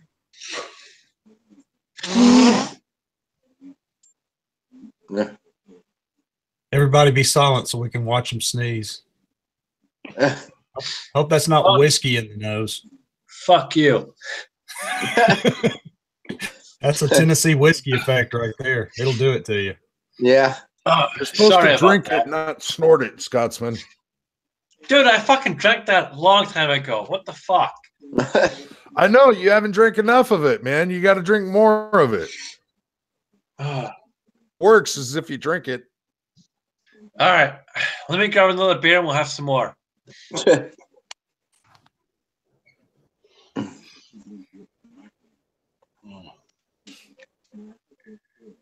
So anybody Bill, once again, you've been silent entirely too long, so I've got to ask you a question.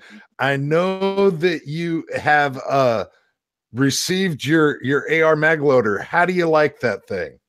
I like it. I have not used it yet, but I love it.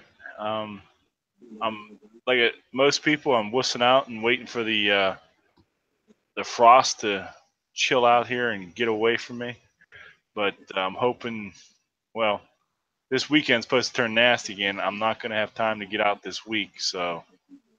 But I am hoping to get out sometime with the AR.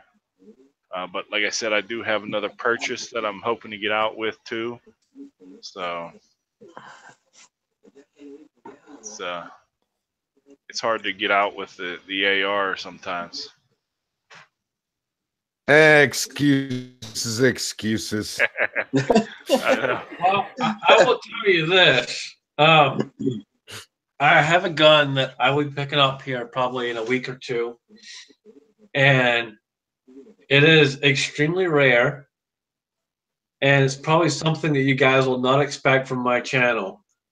It's probably something you guys expect more from a Milsart Mike channel. They only ever made 500 of them. And it's a caliber I've never shot in my life. It came into the shop, and we thought it was one thing, and it turned out after a little bit of research to be something else. And when I found out what it was, I'm like, just for shits and giggles, I'm gonna buy it. So fortunately, we do offer layaway. Where I used to work, we offered layaway, so I put it on layaway, and I will be picking it up here in about a week or two. But it is pretty unique. Ammunition's pretty hard to find. I'm not sure if I'm going to try and shoot it or if I'm just going to put it away and keep it in the safe. I haven't decided yet. You got to shoot it. Yeah. At least No, once. I will tell you this, and every gun that I've ever bought, regardless whether it's a Safe Queen or not, and if you guys don't know what a Safe Queen is, Safe Queen is basically one that it stays in the safe and we cherish it. And that's what it is. And you take it out every now and then, you go, ooh, baby, this thing's beautiful. Yeah. That's basically what this gun is. It's going to be a Safe Queen of sorts. I do think I can find the ammunition. I have a lot of resources, and most of the guys on this entire panel know if you need something, you can ask me, and I'm pretty sure 9 times out of 10 I can find it for you. So you guys are all, I've always told you guys you're more than welcome to shoot me an email. If I can help you, I'll help you. I've had a few people reach out. I've done my best. If I can't, I'm sorry, but I do try. I always try. But I will tell you, the caliber is a 32 short. And 32 short is pretty rare. Yes, it is. Yeah, it's very rare. Extremely hard to find and very, very faulty ammunition. So even when you can find it, if it fires, you're fucking lucky. Well, when it comes to wow, to relic, fortunately not your guy. If I cannot readily access the ammunition, I won't even think about buying a firearm. Well, I've kind of held back a little bit on a 10 millimeter, which, Ed, I'm drooling because I would absolutely love to have a 10 millimeter, is because the ammunition honestly isn't that accessible in my area.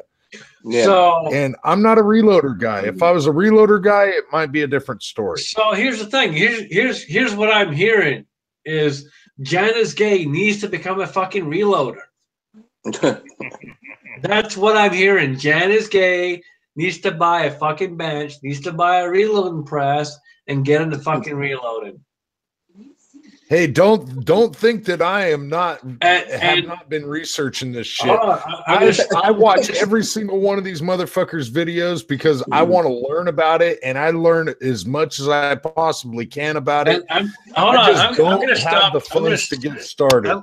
I'm going to stop you for a second because you live in an apartment just like me, and I'm going to tell you right now, right there is my fucking reloading bench. So don't give me any fucking excuses. Get your ass up, buy a fucking press, buy a fucking bench, and get your ass in fucking gear. Yeah, I'm bugging. I am bugging on wanting to get to reloading. I've got a number of things on my plate before that actually happens, but at some point that will happen. I will tell you my reloading bench, other than what's on there right now, which is a big box of ammunition that I bought. And the only reason I bought it is because a lot of it was on clearance, plus 50% off, plus another discount, and so on and so forth. And when I find the receipt, I will show you and do an absolute fucking Ammo Mafia video just to piss off Pop's Quest. But trust me, that receipt is fucking huge. Well, the buzz I'm getting is 10 millimeter is becoming, popular. 10 millimeter is the fucking bomb. I'm a 44 guy. All you guys that watch me, have subscribed to me, have watched my first videos that I ever did were 44 Magnum, Smith & Wesson, Model 29s, Dash 2s. Those are my favorite guns of all time. My ultimate gun is a 29-1. They made an estimated between 300 and 500 of them. They don't know the exact number. No one does. Jim, the historian for Smith & Wesson, has no clue either. It's between 300 and 500. They have no exact number. Now, trying to find one is pretty impossible. I have had 4 people over the past year come to me and tell me they had one. I had a gentleman about 2 months ago offer to sell me one. He sent me pictures. He sent me serial numbers. Everything checked out. But the problem was he was asking about $1,000 too much for what he had. He didn't have paperwork. He didn't have a box. He just had the gun. Mm-hmm. And for those of you that don't know, if you're buying an old Smith & Wesson or an old Colt, for example, the boxes alone, even if it's cardboard, go between $300 and $500 for a cardboard box. Yeah. And that might sound insane to some of you out there, but trust me, if you're a collector, it is worth the money if it completes your set.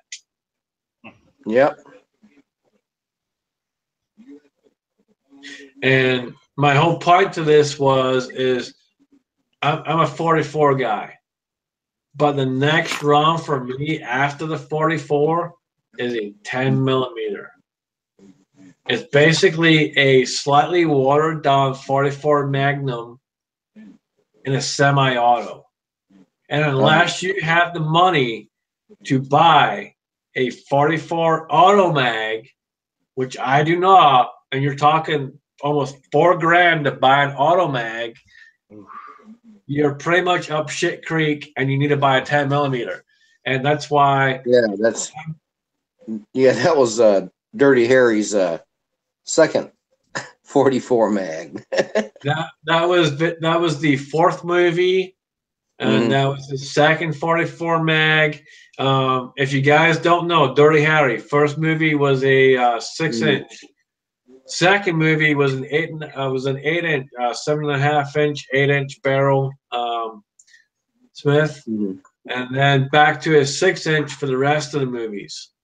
Right. And then in movie number 4, it was the 44 Auto Mag, which is a semi-auto 44 Magnum. I want that gun more than I can fucking say. And that gun will cost you between $3,000 and $4,000 fucking dollars. I do not have anywhere close to that. I have zero fucking savings. Yeah, I remember the scene where he's out target shooting with it, and that Mustafa guy come up with the shotgun, he was a detective too, and he told him that the shotgun would, completely destroy the fingerprints. And Dirty Harry told him, he said, this 44 auto mag will completely get rid of the prints. There will not be any sign of them. I was like, oh my God. And then he unloads the entire mag right in the target within this much of a group. Yep, and he put it through a piece of steel. That was the good part.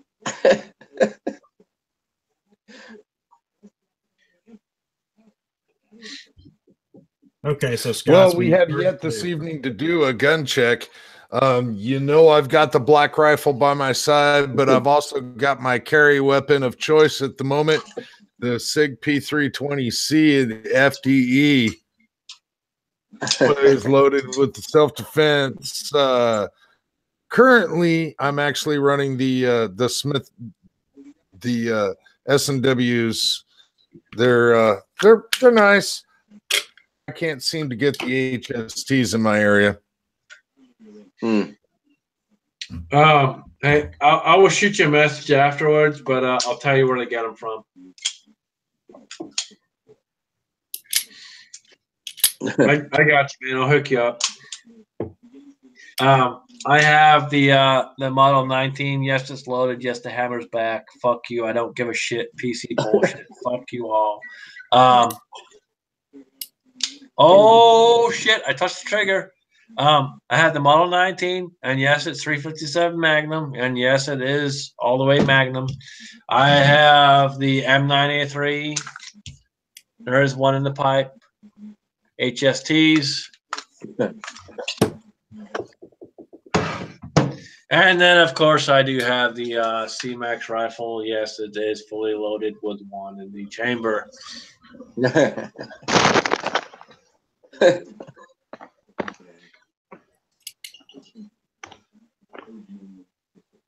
Who's next? Ed, you're up. Go it. Who, me?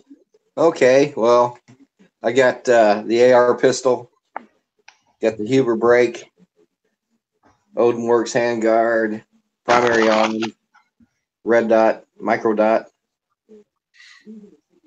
I can't even the CAA, the cheek rest, so I don't put it on my shoulder. That kind of shit. And real quick, Ed, for anyone out there who doesn't know, what is the Huber Concepts brake? I personally know John Huber just like you do. Yeah. But for those that don't know John Huber, what is the Huber brake?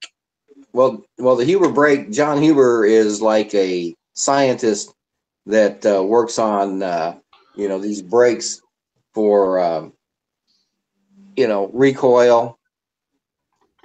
They're very explosive out the sides, but I'll tell you what, if it comes to 308 or your AR-15 rifle, they take care of recoil. I mean, it's just unbelievable. There's actually a couple of videos out there where guys are shooting their AR-15s one-handed with this brake on it. So, yeah, John Huber is he's a genius when it comes to your brakes for your AR-15s and 308s. He's actually got plenty of those out. So, you can go check him out. I can't give you the link here, but need to check him out. He does a lot of triggers for the 700 action, Remington 700 action. I shot one of his 30-06 Remington 700 30-06 at the shoot with Ebomi, and I kid you not, the first time I pulled the trigger, I literally was like, "Holy shit!" Yeah. It was probably about a pound and a half tops, and as smooth as butter, if not butter with butter on top of it with more butter. I kid you not. It's insane how to explain what this guy does. And when you meet the guy and you talk to him, John Huber. So just for example, John Huber has long ass fucking hair. He normally has it tied up in the back, big ass fucking beard, and he is just eccentric as fuck. And I mean eccentric. You think Coda Boy is eccentric. You think fucking Lance is eccentric. You ain't done shit until you meet fucking John Huber. John Huber is off the fucking wall and then some. He's like the professor from Back to the Future. Yeah, he literally is. I swear to God, I couldn't put it better myself. Ed is exactly right. Fucking, that is it. That's exactly how he is. He is excited. Yeah, when I saw that break, I had to know more about that. That break just looks absolutely phenomenal. He loves what he does. He's passionate about what he does, and he will make sure you're 100% satisfied. And if you're not, he will take care of you. John Huber is the fucking man when it comes to triggers and brakes. He will literally do whatever it takes. And I've talked to him a few times. I've met him in person. I've offered to send different rifles to him because I want him to work on triggers on other rifles that he currently doesn't do. And he's accepted. It's just taking time because we got to work out the logistics. But I do have my Ruger that I want to send to him. I want him to work on my Ruger. So my scout rifle, I want that to be about 1.5 pounds. If he can get that trigger down like 1.5 pounds, I kid you not, that gun will be fucking insane. Yeah. It's already good. It's already good as it is. But if he can cut that in half, holy fucking shit.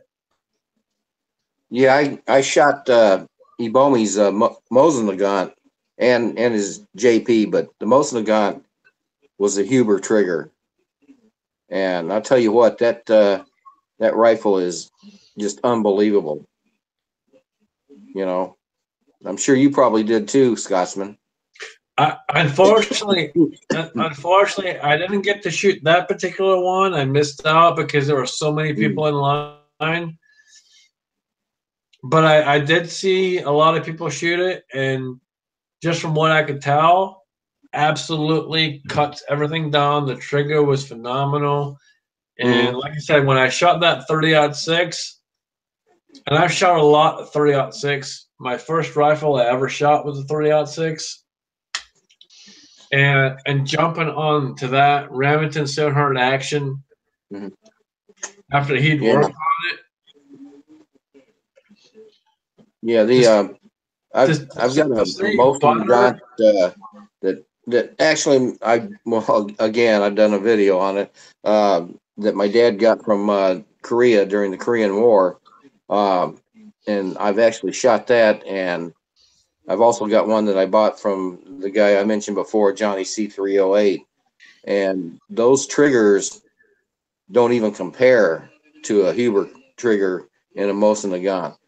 If you guys and this is, you know, I'm just saying, if you have a Mosin Nagant that say you want the trigger, you know, smoothed out, or if you want a better trigger or whatever, get a hold of John Huber. I mean, he is a genius with that, and I think he's working on a trigger for AR-15s, and he's working on the AR-15. He's working on a few others too. Right. I mean, when Ed says he is like out of Back to the fucking Future, I kid you not. He has the fucking hairstyle. He has the fucking beard. He is 110% fucking nuts.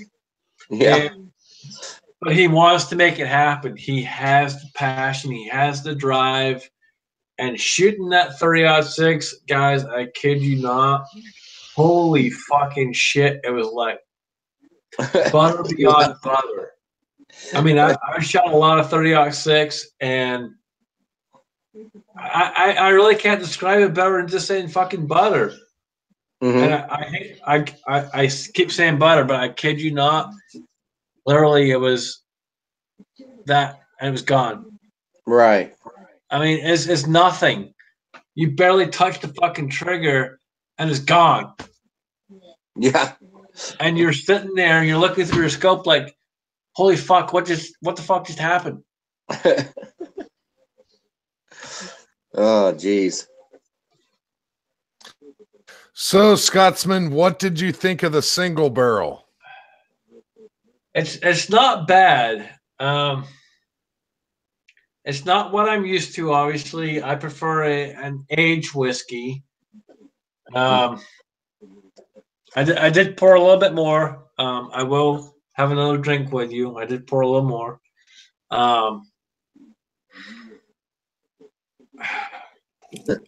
It's got a lot of. It's a very strong, very strong alcohol smell to it. I know that might sound kind of weird to most folks that are listening, but when you get an aged whiskey, it's kind of a little bit more mild on the alcohol smell, more in the smoky type flavor, type smell. Whereas this is not so much because it's not aged. It doesn't have the barrel aged, that kind of thing. So it's very, very high alcohol right off the bat on the smell.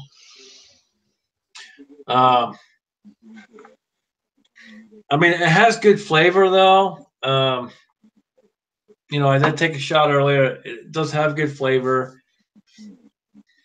Is it one that I could drink regularly? Probably not. It's just, for me, I prefer the aged whiskey. I like the smoky flavor. I like the aged accents that come out in the older whiskeys. And for any that were not watching earlier, one big problem I do have is it does have an E in the whiskey, and whiskey does not have a fucking E. Proper whiskey has no fucking E.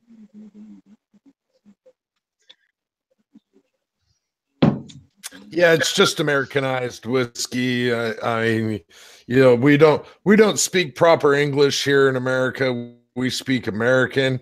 Quite a difference. If you walk into a convenience store in England and ask, you know, you're going to get a hander, not a prophylactic, right? Exactly.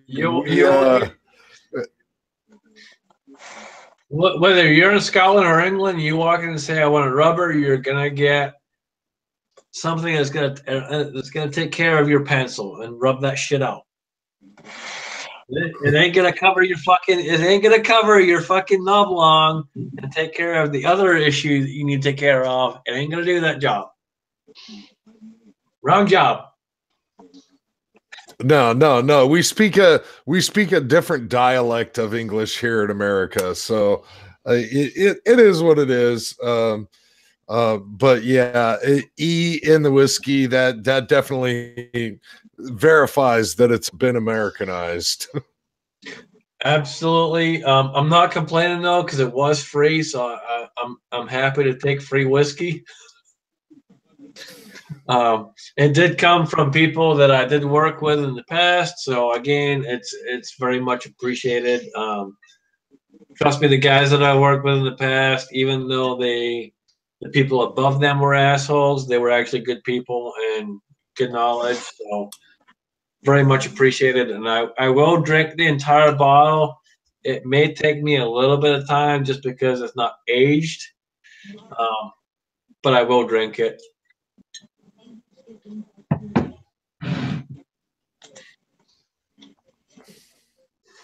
Well, I know we've been over 2 hours here. I'm not sure if you've got any other more topics there, Scotsman. I personally do not, unless any of the other panel members do. I do not. No, I we don't. didn't even cover the Golden Globes. How pitiful. Just support C-Max. Yeah. So on that note, like Ed said, guys, please support C-Max. Please help them out. The donations have been coming in pretty good. The support when it comes to what is in the giveaway, which, guys, please don't take this the wrong way and please understand. I know a lot of people have reached out to me, and that's fine. I'm happy to take that when you're asking. But Ball and Curious is the one that is doing this particular run. So any questions, anything else needs to be directed to him. But again, I am happy to help with that particular process. A lot of people have reached out to me, and I'm happy to do that. I'm happy to help. Don't take that the wrong way when I say that. It's just that don't take it when I say that. Don't take it the wrong way. Ball and Curious is running this particular show, not me. The only reason I say that is because a lot of people have reached out to me and asked me and kind of directed it at me when they're doing their videos. It's not me. It's Bald and Curious. So please don't take that the wrong way. Understand that Bald and Curious is in charge of this particular run and this particular goal. I'm a huge supporter of it, as is Alan, as is everyone else in here. Ed with the 357 revolver, the Windicator. I mean, there's so many people in here. Inside Freedom, PT111G2. Everybody in here pretty much has something going in this. And it's huge. Absolutely freaking huge. $10 gets you an entry, and you have the opportunity to win multiple things. 5 pistols, an AR upper, the whole 9 yards. There's so much stuff you guys can win. And we all know it's not about the winning. It's about helping CMAX. But again, if you guys are out there and you're listening and you want to jump in and help out, you have that opportunity. And that's the only reason I say it, is you have that opportunity. It's not about winning, but you have the opportunity, if you so wish, to do the entry to win something and perhaps gain yourself something for this particular year. And, you know, our goal is $14,000, and I wish, and I honestly wish, that we could do more. And if we can, it would be absolutely fucking awesome. You guys know when we do reach that goal, that I will shave everything off. I did have a shaving accident, and so all of this shit went away. But as you can see, it is on its way back. Don't fear. By the time we reach that $14,000 goal, it will be back, and it will be there for me to shave it all off again, including this right here, which I have never done in probably 8 years or so. So you will see something that has never happened in a long ass time live on fucking YouTube. And then I will be the embarrassment for the next fucking 3 months.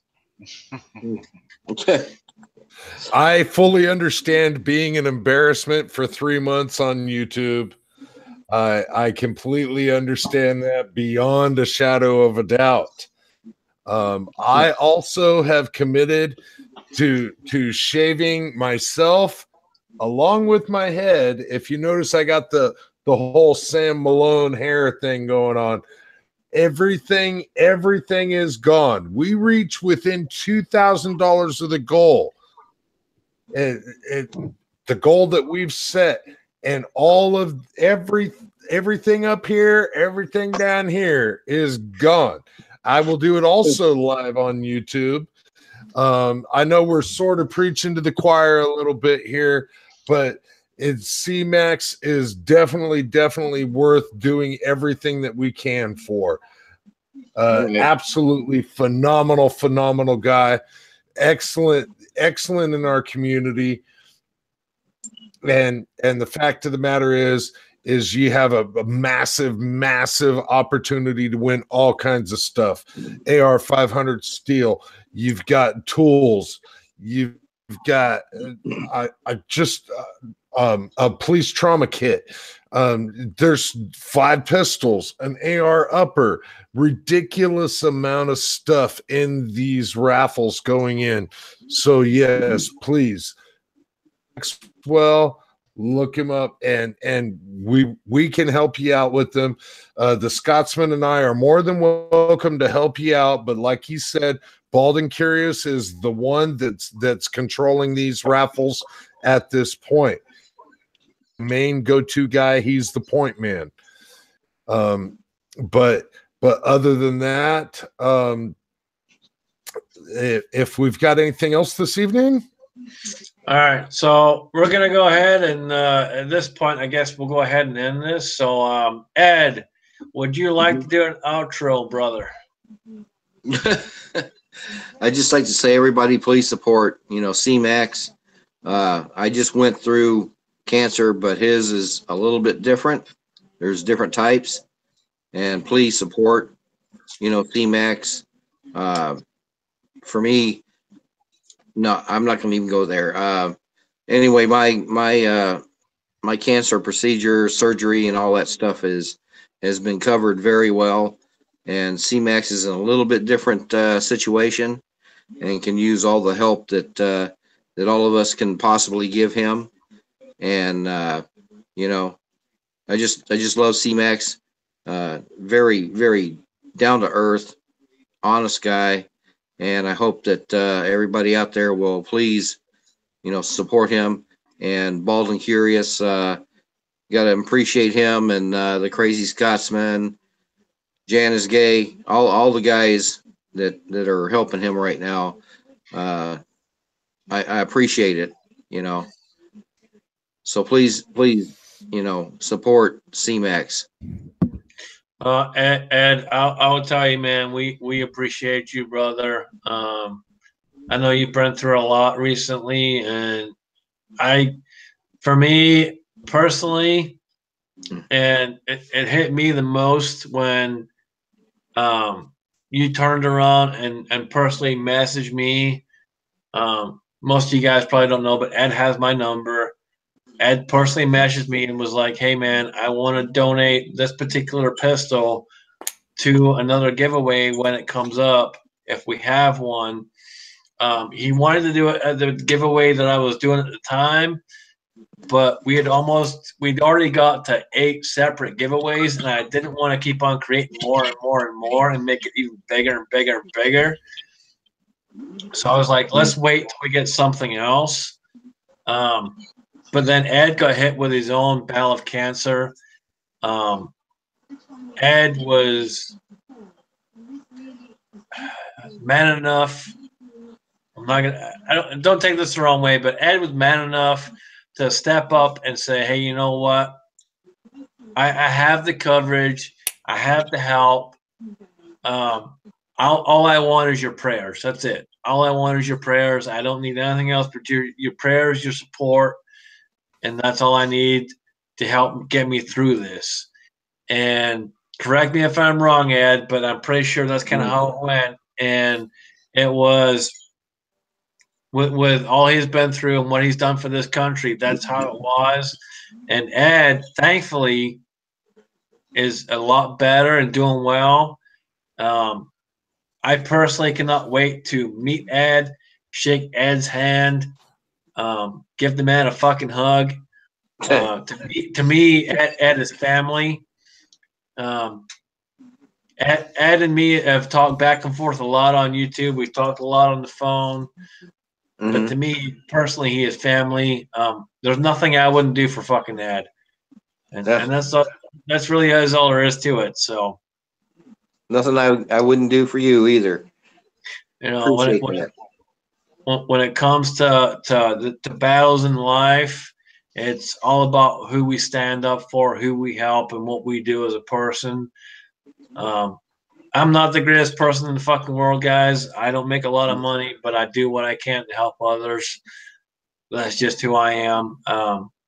Like I tell my guys that have worked for me in the past and the guys that work for me now, if you stand by me, you listen to me, and you ask questions, and you want to step up to the plate and do the right game, I will help you through and through till you try to stab me in the back. Yep. I agree with that 100%. Everybody here is brothers. All right. Phil M. Rivers, would you like to do an outro? I'll just say thanks to everybody having me here.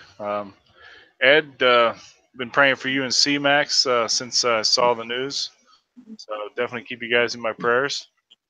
Thank you, Phil. Yep. So until we meet again, guys. All right. All right. Insight Freedom, would you like to do an outro, brother? Sure, I will. Hey, thanks for a fun chat again tonight. Hopefully have some stuff coming up here in the next week or two.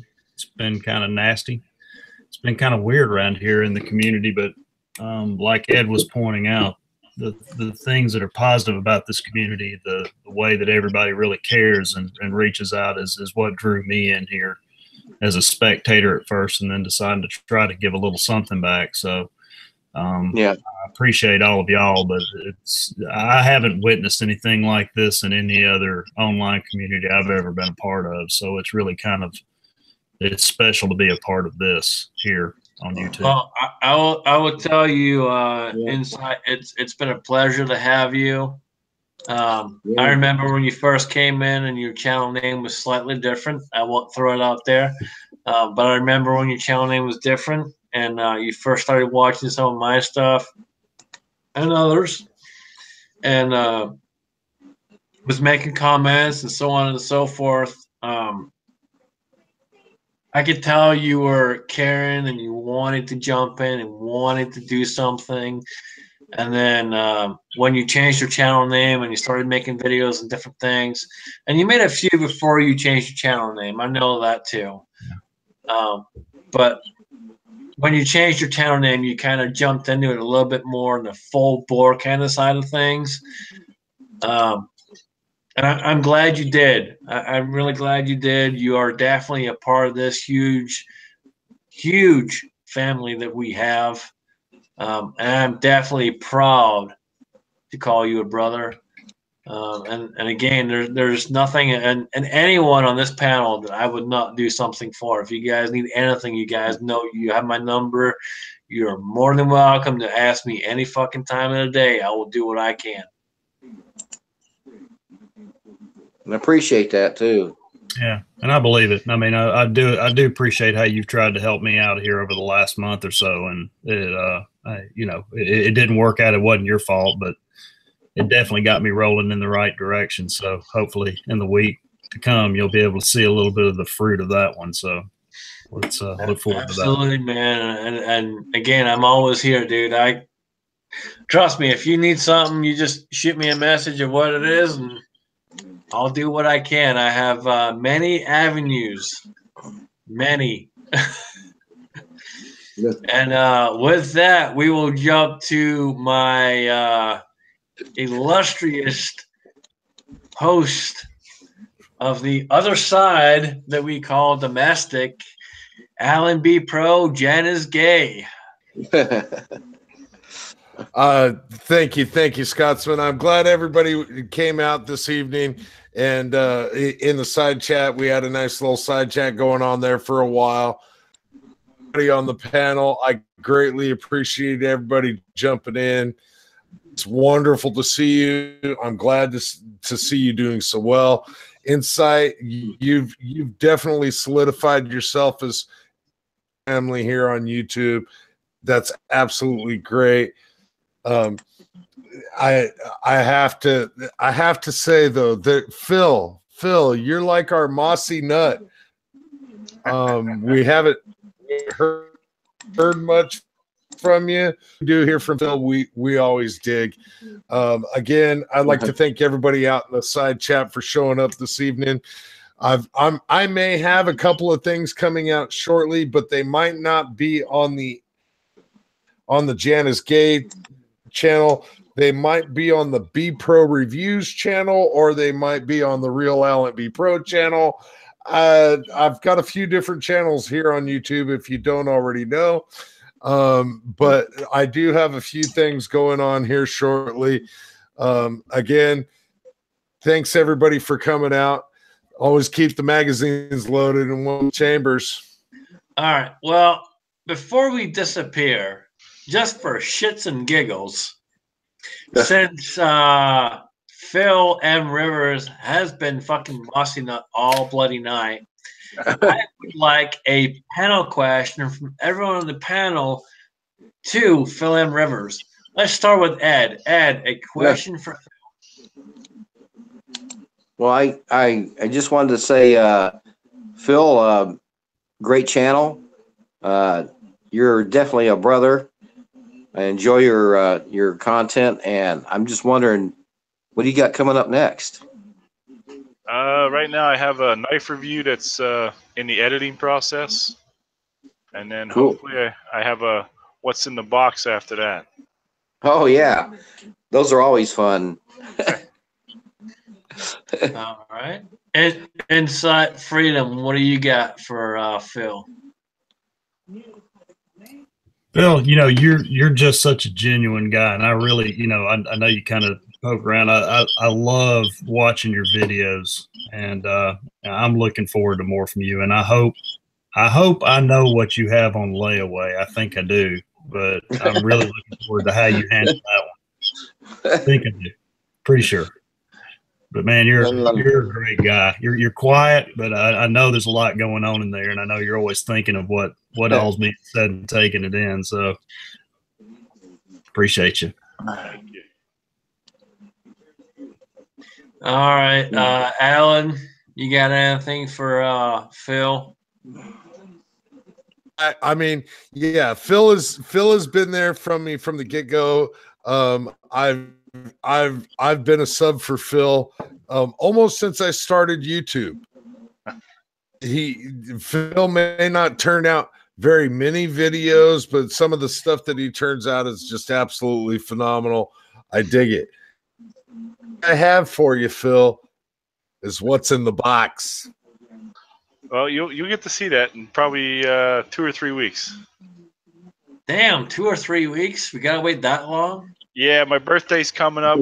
I might be able to change my name by then, Phil. Goddamn.